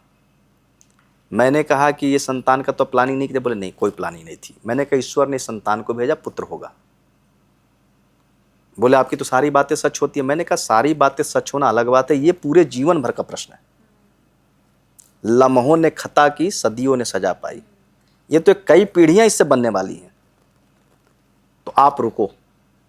बोले गुरुजी देख लीजिए। मैंने कहा क्या 3 बेटी हो जाएंगी आपको, 2-3 में कोई दिक्कत नहीं है, लेकिन 99 नहीं 200% आपको बेटा होगा। उनकी पत्नी थोड़ा सा हिचक रही थी, बोली नहीं अब 2 बच्चे पर्याप्त है। मैंने कहा कि आपको बेटा हो रहा है, कन्फर्म बेटा हो रहा है, तो आपका परिवार पूरा हो जाएगा। मेरे कहने पर, जोर देने पर रुक गए, पुत्र ही हुआ। हर साल मैं 5 से 10 लोगों को बताता हूं, अगर किसी कुंडली में बुध बलवान है, ये सूत्र मैं खोल रहा हूं आपके सामने, किसी कुंडली में बुध बलवान है तो उसको पहली संतान लड़की होगी। बुध लड़की है, केतु लड़का है। किसी भी वैदिक ज्योतिष में नहीं लिखा गया केतु लड़का। वहां सूरज, मंगल, बृहस्पति से पुत्र देखते हैं, केतु को तो कुछ मानते ही नहीं है। नाड़ी ज्योतिष में केतु, बुध सबसे इंपॉर्टेंट प्लेनेट है। बुध अगर किसी कुंडली में पावरफुल है, बुध पावरफुल कहां होता है, लगन पे। लगन पे हो, 5वें घर में हो, 7वें घर में हो, तीसरा, 8वां, 12वां, 11वां बुध खराब होता है। अगर किसी कुंडली में बुध मजबूत है, वर्गोत्तम है, उच्च का है, अच्छी जगह प्लेसमेंट है, तो उसकी लड़की होगी और लड़कियों के बाद उसका धन आएगा। लगन पे जिसका बुध अकेला बैठा हो, नाड़ी ज्योतिष का रूल बता रहा हूं, लगन पे बुध अकेला बैठा हो तो उसको पहली संतान लड़की होगी। और लगन पे केतु बैठा हो अकेला तो 99% उसको पुत्र संतान होगी। लेकिन कब? इसके लिए आपको वर्षफल में जाना पड़ेगा। वर्षफल में जिस साल लगन पे केतु आएगा तब लड़कियां खूब आसानी से जन्म ले लेती हैं। लड़कियों में कोई दिक्कत नहीं होती। लड़कों वाले लगन पे वर्षफल आने में कई बार 6-6, 7-7 साल लग जाते हैं। हाँ, तो लगन पे बुध होगा, लड़की होगी। केतु अगर कुंडली में बलवान है, अगर किसी केतु तीसरे हो, सॉरी 9th में हो, 12th में हो, तो उसका केतु बलवान है, उसको पहला संतान लड़का होगा। और अगर किसी कुंडली में बुध बलवान है, उसको पहली संतान लड़की होगी। तो केतु से मैं हर साल लड़का देखता हूं। अभी भी 4 दिन पहले मेरे पिछले पॉडकास्ट को सुन के 2 सज्जन आए अपनी कुंडली दिखाने। उनकी एक इच्छा थी कि मेरी एक लड़की है, अगर लड़का होगा तो मैं तैयारी करूंगा, और अगर लड़का नहीं तो मैं तैयारी नहीं करूंगा, मेरी एक संतान पर्याप्त है। लेकिन उनकी इच्छा थी इस पुत्र संतान की। मैंने देख के बताया 2027 के बाद आपको पुत्र संतान के योग बनते हैं। और वर्षफल जन्मदिन से 1 साल तक लागू होता है। जिस दिन आपका बर्थडे आता है वहां से लेके 1 साल तक वर्षफल देखते हैं। तो मैं कई लोगों की मदद करता हूं। अब कई बार लोगों के 2-2 बेटे हैं, उनकी इच्छा एक बेटी हो जाए, तो मैं देखता हूं कि जिस साल अगर वर्षफल पे केतु ना हो, भैया इस साल मत ट्राई कर लेना, नहीं तो बेटा ही होगा। बस बुध आ जाए, बुध केतु हट जाए, बुध आ जाए। देखिए, बुध और केतु की लड़ाई में बुध जीतता है, केतु हारता है। बुध है बेटी, केतु है बेटा। बुध केतु की लड़ाई में केतु हारेगा, बुध जीतेगा। लड़के जल्दी मरते हैं गांव में। पहले जब हैजा, चेचक, प्लेग महामारी होता था तो लड़के ज्यादा मरते थे, लड़कियां कम मरती थी। और गांव में इस तरह से भी लड़कियों को लोग बोलते ईश्वर की अमानत है, उनको ज्यादा बीमारी से मृत्यु नहीं होती। बहुत कम लड़कियों को आप देखेंगे। अब तो मान लीजिए मेडिकल ट्रीटमेंट बढ़ गया। आज से 50 साल पहले लड़कियां बच जाती थी, लड़के मर जाते थे। तो बुध और केतु की लड़ाई में बुध हमेशा जीतेगा। बुध जिस ग्रह के साथ होगा उसको मार देगा। बुध बहुत, लाल किताब में बुध से ज्यादा खतरनाक ग्रह कोई है ही नहीं। बुध के बाद राहु आता है। अब वैदिक ज्योतिष में शनि को सबसे खराब मानते हैं। सबसे ज्यादा खतरनाक बुध, उसके बाद राहु। मैं वैदिक भी करता हूं, जैमिनी भी करता हूं, नाड़ी भी करता हूं, कृष्णमूर्ति भी करता हूं, लाल किताब भी करता हूं, पराशर ज्योतिष भी करता हूं। गोचर मेरा अपना है। गोचर मैंने किसी किताब से नहीं पढ़ा, किताब में कुछ नहीं है। मैं आपकी पूरी कुंडली गोचर से पढ़ कर रख दूंगा और सारी घटनाओं को विस्तार से बता दूंगा। हाँ, गोचर मैंने स्वयं सीखा है। गोचर में बिना अष्टक वर्ग के नहीं देखता। और अष्टक वर्ग क्या होता है, तमाम लोग सवाल करेंगे। अब जैसे मान लीजिए किसी की मीन राशि है, मीन राशि के ऊपर शनि चल रहा है, भयंकर 7.5 चल रही है। अगर किसी का शनि इस समय 6 पॉइंट लेकर चल रहा होगा मीन राशि पे तो राजा बनेगा। और किसी का शनि इस समय 1 पॉइंट लेकर चल रहा हो या 0 पॉइंट लेकर चल रहा हो तो बड़ा परेशान होगा।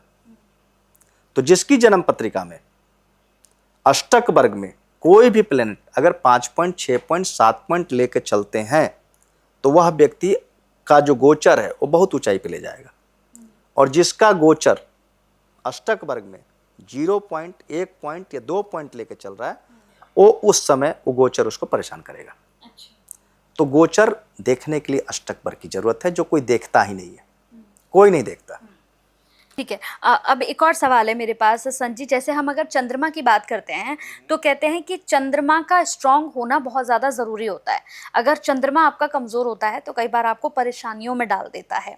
चंद्रमा स्ट्रांग रहे तो बहुत सी चीज़ें सही रहती है, क्या ये सही है? आप तो आज सारे सवाल बहुत शानदार किए हैं। देखिए, चंद्रमा जो होता है मन होता है। पहले लोग मन से नहीं जीते थे, पहले लोग प्रतिष्ठा के लिए, पारिवारिक संस्कार के लिए, मानवता के लिए, धर्म के लिए जीते थे। उनका मन क्या करे उससे कोई मतलब नहीं। आजकल के लोग मन से जी रहे हैं, मन की खुशी के लिए सब काम करते हैं। चंद्रमा मन है। पहले शादियां हो जाती थी कम उम्र में, पारिवारिक प्रतिष्ठा के लिए आपको जीना पड़ता था। आजकल लोग शादी अपनी खुशी के लिए कर रहे हैं, जिनका मन खराब उनका विवाह खराब। मैं जितने लड़कियों का देखता हूँ, मैं कई देखता हूँ डिवोर्स नहीं है कुंडली में, डिवोर्स हो गए, देख रहा हूँ उनका मन खराब है, चंद्रमा खराब है, चंद्रमा उनका राहु से पीड़ित है, चंद्रमा उनका शनि से पीड़ित है, चंद्रमा उनका 6, 8, 12 में बैठा है। चंद्रमा सास होती है, 12वें घर में जिसका चंद्रमा बैठा है सास होती है, सास से नहीं बननी। आजकल की लड़कियों को मैं देख रहा हूं कि सास उनका ध्यान रखें। पहले की बहुएं सास को खुश रखती थी, आजकल की बहुओं को उम्मीद है कि सास उनका ध्यान रखे, उनकी फीलिंग को ध्यान रखे, उनके नेचर को ध्यान रखे। मन अगर किसी का कमजोर है तो विवाह टूटेगा। मन ही आज के वक्त में सब कुछ है, तो इसलिए हम चंद्रमा को बड़ा विशेष रूप से देखते हैं। विवाह के लिए तो मैं चंद्रमा को अति विशेष रूप से देखता हूं, और चंद्रमा बहुत महत्वपूर्ण भूमिका में रहता है। मनः मनुष्याणाम बंधनम मोक्षाणाम, मन ही मनुष्य के बंधन और मोक्ष का कारण है। जिसका मन अच्छा उसका जीवन अच्छा, धरती के सारे सुख हों। मेरे पास जितने बड़े बड़े रईस लोग आते हैं, उनके घरों में जब कुंडलियां देखता हूं, देख रहा हूं कि इनकी जगह गांव का एक गरीब व्यक्ति को ला के बिठा दें तो 10 साल चद्दर तान के सोएगा, 11वें साल उठेगा फिर सोचेगा मुझे करना क्या है। ये लोग इतने दुखी हैं। मन खराब है तो आप स्वर्ग में भी रह के खुश नहीं रह सकते। बिल्कुल। अगर किसी की कुंडली में चंद्रमा उच्च का है, चंद्रमा के ऊपर देवगुरु बृहस्पति की दृष्टि है, तो वो अभाव में भी खुश रहेगा। लेकिन जिसका चंद्रमा पीड़ित है, 6, 8, 12 में हो, शनि राहु से पीड़ित हो, वह व्यक्ति को आप एक तरीके से कहें कि दुनिया का कोई भी ऐसा कोना नहीं जहां वो 72 घंटा जिंदगी को एंजॉय कर पाए। इसलिए चंद्रमा की भूमिका बड़ी महत्वपूर्ण है। मैं कुंडली देखते समय चंद्रमा जरूर देखता हूं। विवाह के समय कुंडली में कोई डिवोर्स नहीं है, अच्छी कुंडली है, राजयोग है, समृद्धि है, पद है, प्रतिष्ठा है, कैरियर है। अगर उसका चंद्रमा खराब है, चंद्र शनि वालों का विवाह खराब हो जाता है, 2 विवाह के योग बनते हैं। वह अपना दुश्मन होगा, वो खुशी में भी कहीं ना कहीं उदासी ढूंढ लेगा, वो एंजॉय नहीं कर सकता। जितनी लड़कियों का चंद्रमा शनि एक साथ है आज के वक्त में, खास करके 85 के बाद वालों की, सबकी मैरिज लाइफ खराब है। 100 में 90 का डिवोर्स हो गया, जिनका चल रहा है दुखी होकर चल रही है। पहले की पीढ़ी में लोग दुखी रहते थे जीवन भर। कल रात में ही मैं अमेरिका से एक सज्जन आए थे, वो अपनी माता जी की कुंडली दिखा रहे थे। मैंने कहा कि आपकी माता जी कुंडली अच्छी नहीं है, उनकी कुंडली में चंद्रमा शनि एक साथ था। अच्छा। मैंने बोला आपकी माँ दुखी रहेंगी? बोले हाँ, आपने शुरू में दुखी रही, अब थोड़ा मेरी पत्नी से इनकी नहीं बन रही। चंद्रमा शनि वालों के लिए धरती का कोई भी ऐसा कोना नहीं जहां वो 72 घंटे से ज्यादा खुश रह पाए। मन अच्छा तो सब अच्छा। मैं सबसे पहले आपका मन पकड़ता हूं। गोचर मन से देखा जाता है, गोचर चंद्रमा से देखा जाता है। बहुत से लोग सवाल करते गोचर कहां से देखना है? चंद्र कुंडली से देखना है। हमारा मन किया तभी तो मैं आपके पास आया। बिल्कुल। अगर मेरा मन नहीं करता तो मैं आपके पास क्यों आता? बिल्कुल। आपका मन किया तभी तो आपने मुझे बुलाया। तो मन ही आज के वक्त में सब कुछ है। सब कुछ है। अच्छा, एक और चीज के बारे में मैंने सुना है संत जी कि उसमें भी आप बड़े मास्टर हैं। एक्स्ट्रा मैरिटल अफेयर आप एकदम से पकड़ लेते हैं। तो मैं इस पर जानना चाहूंगी कि एक्स्ट्रा मैरिटल अफेयर देखने का प्लैनेट क्या है? क्या शुक्र मंगल अगर एक साथ होते हैं तो ये एक्स्ट्रा मैरिटल अफेयर कराते हैं? जरूर, 200%। अच्छा। लेकिन इससे भी बड़ा रूल मैं बता रहा हूँ। हाँ। देखिए, मैं 5-6 सवाल, मेरे पास जितने लोग हैं, बिजनेसमैन हैं, पॉलिटिशियन हैं, ब्यूरोक्रेट्स हैं और बड़े पावरफुल लोग हैं, सबका एक सवाल होता है मेरा वक्त कब ठीक आ रहा है। मैं वक्त का मास्टर, मैं आधे सेकंड में बता सकता हूँ कि समय कब ठीक आएगा, कब बुरा आएगा। सबको अपना वक्त जानना है। नई जनरेशन आती है, मैरिज लाइफ कैसी है, प्रेम होगा नहीं होगा, प्रेम विवाह होगा नहीं होगा, मैरिज लाइफ कैसी है, डिवोर्स होगा कि नहीं होगा। शादी से पहले तो आते हैं प्रेम के लिए, शादी के 4 साल बाद आते डिवोर्स कब होगा। आज के वक्त में जितने प्रेम विवाह हो रहे हैं, प्रेम, देखिए मैं एक छोटा सा, आदमी जब बहुत उत्साह में रहता है तो प्रेम करता है। शादी हुई, 100 में 50% जगह देख रहा हूं प्रेम विवाह हो गया, 2 साल 3 साल 4 साल बाद बच्चे की प्लानिंग किए, वाइफ प्रेग्नेंट होती है। मैं देखा हूं, मेरे तमाम लोग आते हैं, वाइफ प्रेग्नेंट हुई, उनका अफेयर चालू हो गया। बच्चा होने के बाद पत्नी में रुचि खत्म हो गई, उनके अफेयर चालू हो गया। उस तरह की कुंडलियों में योग 3 तरीके से बनते हैं। शुक्र मंगल अगर कुंडली में एक साथ है, शुक्र मंगल कुंडली में एक साथ है, तो वह व्यक्ति प्रेम का दीवाना होगा और प्रेम करेगा। अगर नवमांश कुंडली जो विवाह के बाद काम करती है, एक तो कुंडली है जो शादी से पहले काम करती है, एक नवमांश कुंडली शादी के बाद काम करती है। अगर नवमांश कुंडली में भी शुक्र मंगल एक साथ है तो वह व्यक्ति शादी के बाद अपनी पत्नी में दिलचस्पी नहीं रखेगा और दूसरों की पत्नियों में दूसरों में दिलचस्पी रखेगा। ये तो बेसिक रूल है जो तकरीबन 100 में 99 जगह मिलेगा। जो नहीं मिलेगा उसकी मैं चर्चा करूं। आजकल 100 में 50% लोगों की बात कर रहा हूं। आज की जनरेशन में सबका अपनी शादी में साल 2 साल में पेट भर जाता है, अपनी पत्नी में या अपने पार्टनर से, चाहे लव मैरिज हो या अरेंज मैरिज। 100 में 50% का एक्स्ट्रा मैरिटल अफेयर आज के वक्त में चल रहा है। 90 से बाद की जनरेशन की बात कर रहा हूँ। अगर किसी कुंडली में शुक्र चौथे घर में बैठा हो, यह आपको नया नियम बता रहा हूँ जो वैदिक में तो कहीं नहीं है, नाड़ी में कहीं नहीं है, पराशर ज्योतिष में कहीं नहीं है, ये एक अलग नियम बता रहा हूँ। अच्छा। शुक्र अगर चौथे घर में अकेला बैठा हो, डंके की चोट पर बोल रहा हूँ, 100 में 100 जगह लागू होगा। अब एक आध दो जगह नहीं होगा। अब मान लीजिए देश काल परिस्थिति का ध्यान, अब मान लीजिए कोई लेडीज है या कोई पुरुष है, भगवान की भक्ति में लगा है, उसको इन सब चीज़ों से मतलब नहीं है। 1%, 100 में एक अपवाद मान लीजिएगा, 90% की तो मैं गारंटी देता हूँ। शुक्र जिसका चौथे घर में बैठा हो, पुरुष की जन्म पत्रिका, एक घर वाली एक बाहर वाली, 200% डंके की चोट पर। आज के वक्त में लड़कियां भी अफेयर में जा रही हैं, पहले ऐसा नहीं होता था। मैं तमाम बड़े बड़े कॉर्पोरेट सेक्टर में जॉब करने वाली अच्छे संभ्रांत पढ़ी लिखी महिलाओं की बात कर रहा हूँ जिनका शुक्र चौथे घर में होता है। तो मैं तो शुरू में पूछता हूँ तो मना कर देती हैं, लेकिन 2-4 मिनट बाद खुद कहती हैं कि आपने सही बोला, क्योंकि मुझे पता है कोई झूठ नहीं बोल सकता। अब मैं किसी के खिलाफ बोलता नहीं। 1 महीना पहले एक बड़ी ही अच्छे पोस्ट की लेडीज, अब चाहे गवर्नमेंट जॉब में हो सरकारी सेक्टर प्राइवेट में नहीं जानता, बहुत अच्छे ओहदे पर थी, उनका शुक्र चौथे घर में बैठा था। मैंने बोला आपका अफेयर? बोली नहीं अफेयर तो नहीं है, उम्र भी ठीक ठाक हो गई थी, 70 के आसपास का जन्म था तो 50 से ऊपर की उम्र थी। मैंने बोला कि संभल करके, अगर आप हाउस वाइफ हैं और बहुत ज़्यादा बाहर की दुनिया में नहीं कदम रखती हैं तो शायद आपके अफेयर नहीं होंगे, नहीं तो आपके अफेयर के योग आपकी कुंडली में 200% है। बोले और कुछ बातें होती रही, बाद में बोले कि मेरा अफेयर चल रहा है, 12 साल हो गया। अच्छा। अगर पुरुष की जन्म पत्रिका में शुक्र चौथे घर में है और 2nd और 7वां घर खाली है, ये बड़ा नया नियम है, तो एक शादी करके पत्नी को घर में रखेगा और एक शादी करके बाहर रखेगा। एक घर वाली एक बाहर वाली, 2 शादी करेगा। और अगर दूसरा घर और 7वां घर में ग्रह बैठे हैं तो एक पत्नी शादी करके घर में रखेगा, बाहर में रिलेशनशिप, वो शादी नहीं करेगा, रिलेशनशिप। ये 200% मेरा आजमाया नियम है और ये आज तक गलत नहीं हुआ। लेकिन आप इसको गांव में मत लगा दीजिएगा, जहां लेडीज घर के अंदर रहती हैं, दिन भर पूजा पाठ में लगी हो, पारिवारिक संस्कार इजाजत नहीं देते हो, क्योंकि आप किसी के दिल में नहीं घुसे ना कि उसके मन में क्या चल रहा है। परिस्थिति नहीं मिल रही कि वहां उनके अफेयर हो पाए।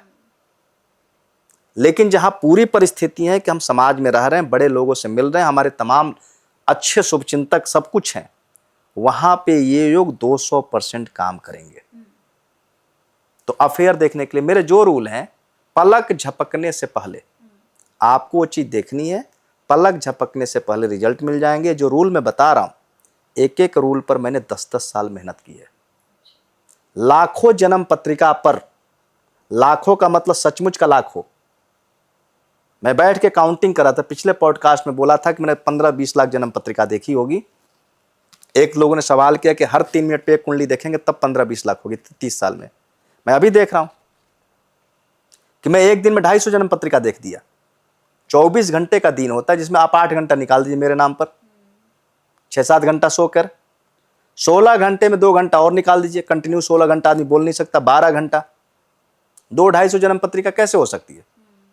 मैं 60 जन्म पत्रिका 1 घंटे में देखा था। 5-5 जन्म पत्रिका आती है, 5 जन्म पत्रिका डेट ऑफ बर्थ डाला, 7-8 मिनट में खत्म। मुझे ज्यादा देर नहीं लगता कुंडली देखने में, 1.5-2 मिनट, 2.5 मिनट, 3 मिनट, 5 मिनट में तो उसकी पूरी अगला पिछला जीवन बता देता हूं। मैं पिछले जीवन का एक्सपर्ट हूं। मेरे पास जो भी लोग आते हैं पहले ये पूछते हैं कि मेरे पीछे का भविष्य बताइए। मैं बताता हूं कि ये घटना ऐसे पिछले जीवन से जुड़ी है, जिसकी जन्म पत्रिका में चंद्रमा 12वें घर में बैठा, उसकी सास से नहीं बनेगी और सास उसके पिछले जीवन की दुश्मन होगी। आपको पॉडकास्ट देने से पहले एक सज्जन मेरे पास कुंडली दिखाने आए थे, मतलब अभी 3-4 घंटा पहले की बात बता रहा हूं। उनका चंद्रमा 12वें घर में था, महिला थी। मैंने कहा पिछले जीवन में आप जमींदार फैमिली में पैदा हुई थी, बड़ी खर्चीली हैं आप, आपको नींद की प्रॉब्लम है। 12वें घर के चंद्रमा अगर केतु से पीड़ित हो तो नींद की प्रॉब्लम होती है, खर्चीला स्वभाव है और आप परेशान आत्मा है। तब जाकर के उन्होंने कहा कि हाँ ये सारे आपके लक्षण सही है। मैं पीछे के ग्रहों को आपके इस जीवन में साबित करता हूं, पिछला जीवन में मैं पकड़ता हूं, अगला जीवन में बताता हूं, लेकिन अगले जीवन को मैं साबित नहीं कर सकता। अच्छा, एक और सवाल है, जैसे कई लोगों को हमने देखा है कि जिनको वो एस्ट्रोलॉजर के पास जाते हैं तो बता देते हैं कि आपका तलाक है, मतलब आपका 500% तलाक होगा। लेकिन हमने कई बार ये भी सुना है संजी की कहते हैं कि अगर लड़के की कुंडली में तलाक के वो हैं, मतलब योग हैं, और लड़की की कुंडली में तलाक के योग नहीं है तो तलाक नहीं होता है, ऐसा कुछ है? नहीं, मेरे पास एक लड़की आई थी, हाँ। उसने कुंडली दिखाई कि लड़का है, बॉयफ्रेंड है मेरा, शादी कर लो। मैंने 2 मिनट में शादी कर लो। बड़ा खुश होकर चलेगी, बॉयफ्रेंड को बताई, बॉयफ्रेंड भी आया, शादी कर लो। मैंने मना कर दिया, मत करना शादी। लड़की फिर आई, बोली क्या तरीका है, अभी तो आपने मुझे 10 मिनट पहले बताया था तुम जल्दी भाग के शादी कर लो। मैंने कहा तुम्हारी कुंडली खराब थी, वो लड़के की कुंडली अच्छी थी। अगर ये शादी 2-4 साल चलती तो उस लड़के के कारण चलती। जो मेरे पास आएगा मैं उसका भला सोचूंगा। तुम पहले आई, तुम्हारी कुंडली खराब थी, तुम्हारी कुंडली में डिवोर्स है, शादी तो टूटनी है, मैं तुम्हारे ग्रह तो बदल नहीं सकता। लेकिन तुम जिस लड़के की कुंडली दिखाई, उस लड़के की कुंडली में विवाह अच्छा था, तो उसके अच्छा होने के कारण ये विवाह जो 6 महीना में टूटना तो 2-3 साल बाद टूटता। जब वो लड़का मेरे पास आया तो मैंने मना कर दिया, क्योंकि लड़के की कुंडली बहुत अच्छी थी, लड़की कुंडली खराब है, शादी तो टूटनी है। अगर कोई व्यक्ति अमर का घड़ा पी के आया, नहीं मर सकता, वो 100 मंजिला पर से कूद जाए, हड्डी पसली तो टूटेगी, प्राण नहीं निकलेंगे, बाकी मुर्दे के बराबर है। ऐसा नहीं कि एक की कुंडली बहुत अच्छी हो, एक की कुंडली बहुत खराब हो, विवाह चलेगा। जिसकी कुंडली खराब होगी वो अपने पार्टनर से दुखी रहेगा जीवन भर। अच्छा। लड़की कुंडली मान लीजिए बहुत खराब है, लड़के कुंडली अच्छी है, दोनों की शादी हो गई, एक की कुंडली में डिवोर्स है, एक की कुंडली में डिवोर्स नहीं है, तो लड़के की कुंडली में डिवोर्स नहीं तो डिवोर्स ना हो, लेकिन पत्नी जीवन भर दुखी रहेगी कि डिवोर्स क्या लूं, 2 बच्चे हो गए, घर वाले सपोर्ट नहीं कर रहे, दुनिया क्या कहेगी, इस तरह की मानसिकता हो जाएगी। जिसकी कुंडली अच्छी है इंजॉय करेगा। अब जैसे मेरे पास कल पटना से एक डॉक्टर साहब आए थे, बड़े दुखी थे अपनी पत्नी से, बड़े दुखी थे। मैंने एक दिन उनकी जन्म पत्रिका देखी तो उनकी पत्नी के बारे में बताया, तो बोले कि मुझे अपनी पत्नी की जन्म पत्रिका दिखानी है। कल ही दिखा रहे थे, कल बात हो रही थी। मैंने बोला आपकी पत्नी पिछले जीवन की आपकी दुश्मन है। अच्छी लंबी बात हुई। तो उनकी पत्नी की जन्म पत्रिका में विवाह उतना खराब नहीं था, 22 साल से विवाह एंजॉय कर रही हैं, मतलब दुख दे रही हैं अपने पति को। और पति की जन्म पत्रिका में विवाह बहुत खराब था, पति 22 साल से दुखी है। एक बड़ा मजेदार प्रसंग सुनाता हूं। मेरे क्लाइंट आए, बोले कि मेरी पत्नी बड़ा परेशान कर रखी है, बहुत परेशान कर रखी है, मेरे को पूजा नहीं करने देती, मंदिर नहीं जाने देती, मैं अपनी पत्नी से बहुत दुखी हो चुका हूं, मुझे आपका समय चाहिए। उन्होंने फीस जमा कर दी। मैंने फ़ोन किया, बोले अभी मैं नहीं बात कर सकता, मैं घर से बाहर निकल के बात करूंगा। मैंने कहा ठीक है। 1 घंटे बाद उनका फ़ोन आने लगा, मैं किसी से बात कर रहा था। मैंने उनको कहा कि आप 10 मिनट वेट करो, इन घर से बाहर निकले, इनसे बात करना जरूरी है। मैं उनकी कुंडली देखने लगा, उनकी पत्नी की। उसके लिए 10 बार रिक्वेस्ट किए थे कि मुझे अपनी पत्नी की कुंडली दिखानी, मैं अपनी पत्नी से बहुत दुखी हूं, विवाह को 40 साल भी हो गए थे, भी आपको स्पष्ट कर दें। और मैं घर से बाहर निकल के बात करूंगा। तो मेरे को था कि ये व्यक्ति अपने पत्नी से दुखी है, इसलिए बात नहीं कर सकते, बाहर निकल के बात। पत्नी की कुंडली अच्छी नहीं थी, कई दृष्टिकोण में अच्छी नहीं थी। मैं उनकी पत्नी की कुंडली की आलोचना करने लगा। अब मैं आलोचना करता हूं तो विभाग करता हूं, मैं किसी का ना दुश्मन हूं ना मित्र हूं। 5 मिनट बाद उन्होंने कहा लीजिए मेरी वाइफ से बात करिए। अब मैं तो उनकी पत्नी के बारे में निगेटिव बोल चुका था। उनकी पत्नी बोली कि 5 मिनट से मैं सारी बातें आपकी सुन रही हूं, स्पीकर ऑन है। अब बताए, मुझे वो कह रहे पत्नी से दुखी हो कि मैं बाहर बात करूंगा घर से, और मैं बेबाक तरीके से पूरी कुंडली पढ़े जो था वही पढ़ रहा था। उनकी पत्नी ने बोला नहीं 40 साल तो मैंने इनको बड़ा सपोर्ट किया, ये किया वो किया। देखिए आदमी जब गंदे कपड़े पहन के बैठा हो, आप 2 दिन 5 दिन पहने आपको गंदा नहीं लगेगा, लेकिन जब आप स्नान करके धुले हुए कपड़े पहन लें तो कपड़े आप दोबारा नहीं पहन सकते। जो व्यक्ति प्रॉब्लम में है या जिसके अंदर कोई कमी है, उसको नहीं लगता कि मेरे अंदर कमी है। आपकी कमी दूसरा बताएगा। हम पे भी चढ़ बैठी, मैंने फोन काट दिया। मैंने कहा मेरा ये तरीका नहीं है। या तो आप बताते कि आपकी पत्नी आपके सामने है तो मैं थोड़ा सा लचीलापन रखता। मैं तो सीधा सपाट बोले जा रहा हूं, जो उनकी जन्म पत्रिका था वही बोल रहा था। ऐसा नहीं कि मैं पक्षपात करके बोल रहा था, लेकिन थोड़ा सा कम बोलता आदमी। क्योंकि आप स्पीकर ऑन कर चुके हैं, घर से बाहर बार बार रिक्वेस्ट करें, मुझे पत्नी से दुखी हूं, बात करनी है। कुंडली आपकी पत्नी की खराब है, घर से बाहर निकल के बात कर, सड़क पे शोर सुनाई दे रहा है और आप अपनी पत्नी को भी साथ लेकर के स्पीकर ऑन कर दिए। मैंने कहा आप अपना बेवकूफी कर बैठे, अब मैं आपसे बात नहीं करूंगा दोबारा। लेकिन जिसकी कुंडली में मैरिज लाइफ खराब है और जिसकी कुंडली में मैरिज लाइफ अच्छी है, दोनों पति पत्नी हो, तो जिसका खराब है वो अपने पार्टनर से जीवन भर दुखी रहेगा और जिसका अच्छा है उसको फर्क नहीं पड़ेगा। उसमें एक की मानसिकता क्या होगी, जिसका खराब है, अरे दुनिया क्या कहेगी, चला लेते हैं विवाह को। अगर दोनों की कुंडली खराब होती, अरे दुनिया जाए भाड़ में, हमको डिवोर्स लेना है। ऐसा नहीं कि आपके सितारे ये जो मस्तक पे लिखे हैं बदल जाए। अगर मैरिज लाइफ खराब है तो मैरिज लाइफ खराब है। मैं इसी का मास्टर हूं और पूरे विश्व में मुझसे ज्यादा परफेक्ट कोई नहीं बता सकता। मैं तो 25-25 साल पुरानी शादियों का जब रहस्य खोलता हूं तो लोग आश्चर्य करते हैं कि आपने क्या कर दिया। अच्छा, आप बताते हैं कि 10वें घर का जो चंद्रमा होता है वो कैंसर देता है माता पिता में किसी एक को, और चौथे घर का शनि, जब 60 साल की उम्र में शनि के ऊपर शनि आता है तो व्यक्ति के स्वयं के जीवन में कैंसर होने की संभावना होती है।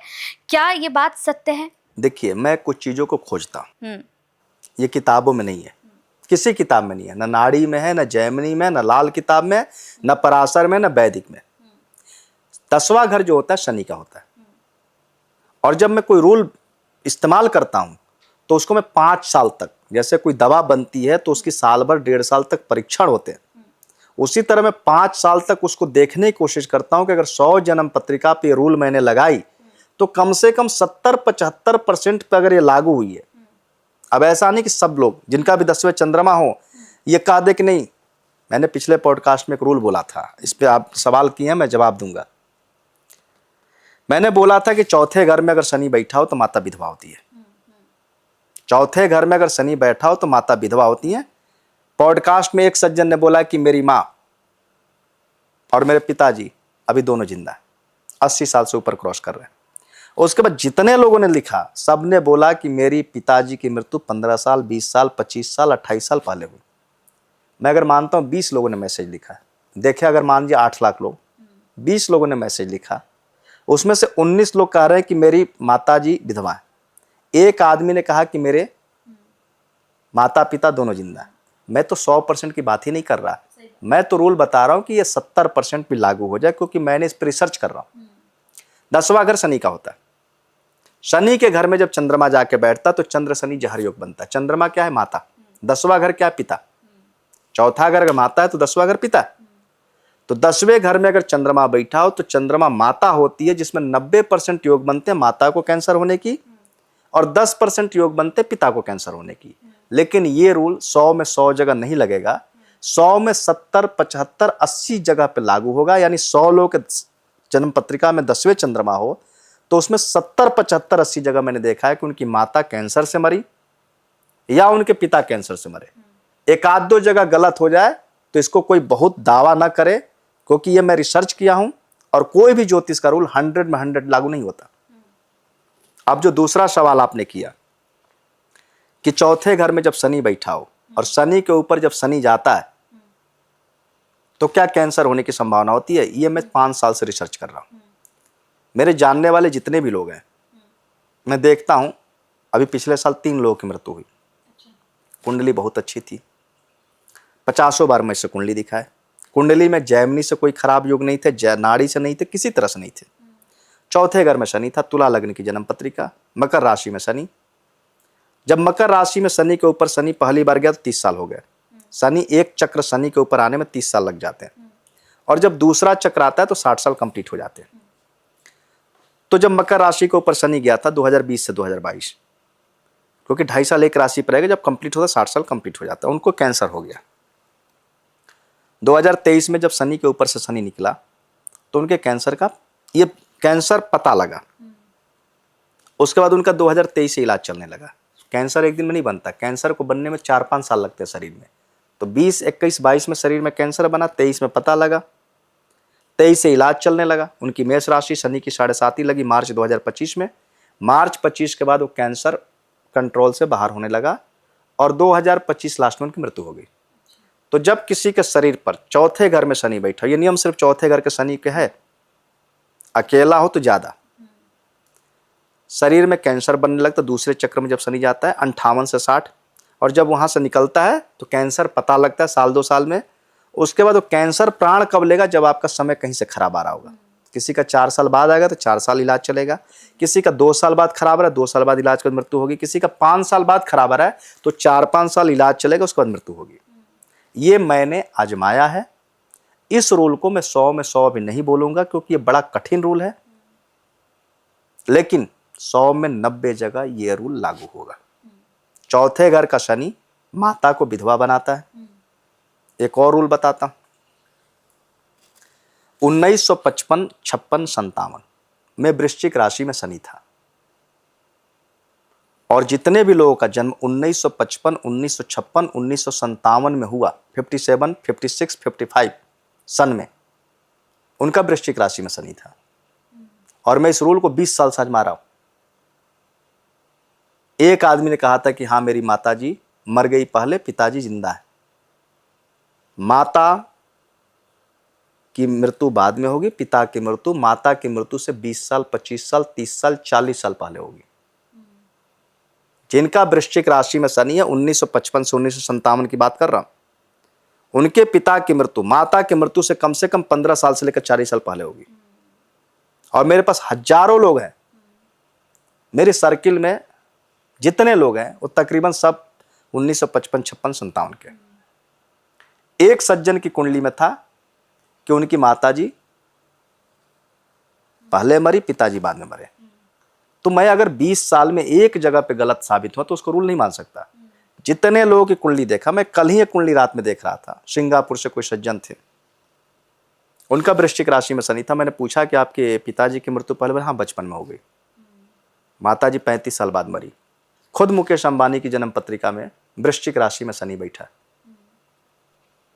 पूरी दुनिया जानती है ना, धीरू भाई अंबानी की मृत्यु हो गई 2005 के आसपास, भाइयों का बंटवारा हुआ, आज 2026 है, 21 साल तो उनकी माता जिंदा है।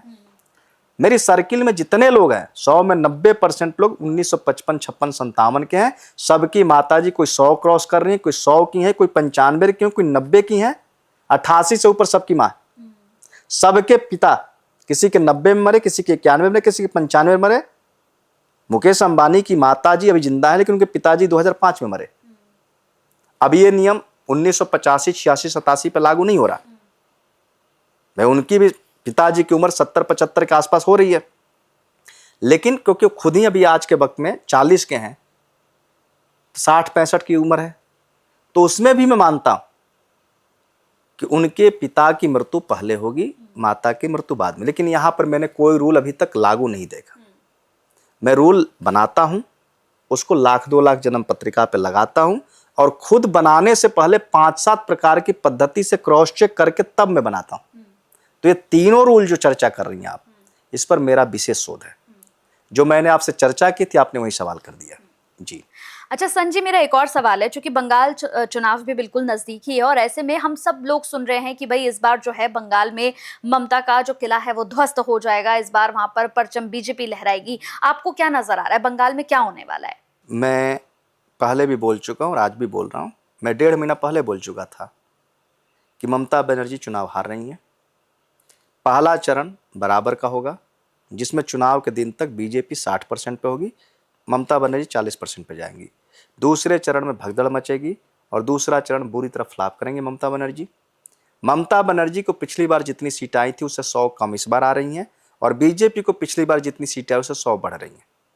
तो एक तरीके से चुनाव बीजेपी जीत रही है, सरकार बीजेपी बना रही है, ममता बनर्जी चुनाव हार रही है। मेरी स्पष्ट घोषणा, क्योंकि ममता बनर्जी की कुंडली मेरे पास है, ओरिजिनल डेट ऑफ बर्थ जो पहले नहीं थी, उसके आधार पर बोल रहा हूं। उनकी धनु राशि है, शनि की ढैया चल रही है, कुंडली में काल सर्प योग है, चंद्रमा राहु से पीड़ित है, मंगल से पीड़ित है, उनका राजयोग समाप्त हो गया। बृहस्पति की महादशा 16 साल की खत्म हो गई। इसी 16 साल में तरक्की की। 2007 से लेकर के जब सिंगूर आंदोलन चालू हुआ 2007 के 2011 में मुख्यमंत्री बनी थी, फिजा बनी। अब वो शनि की दशा लग चुकी है, ओरिजिनल डेट ऑफ बर्थ है, तो इसलिए राजयोग उनका समाप्त हो गया मेरे हिसाब से।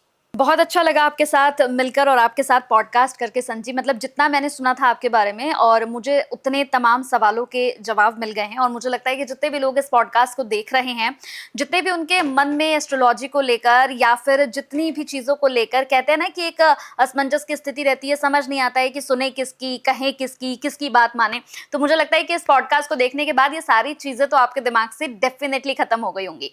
बाकी कोई भी मन में सवाल चल रहा है तो आप कमेंट में ज़रूर पूछ सकते हैं हमसे। तो बहुत बहुत धन्यवाद आपका और बहुत अच्छा लगा आपके साथ। आपको और सारे दर्शकों को मेरी तरफ से धन्यवाद। जय श्री राम, हर हर महादेव, राधे राधे। राधे राधे।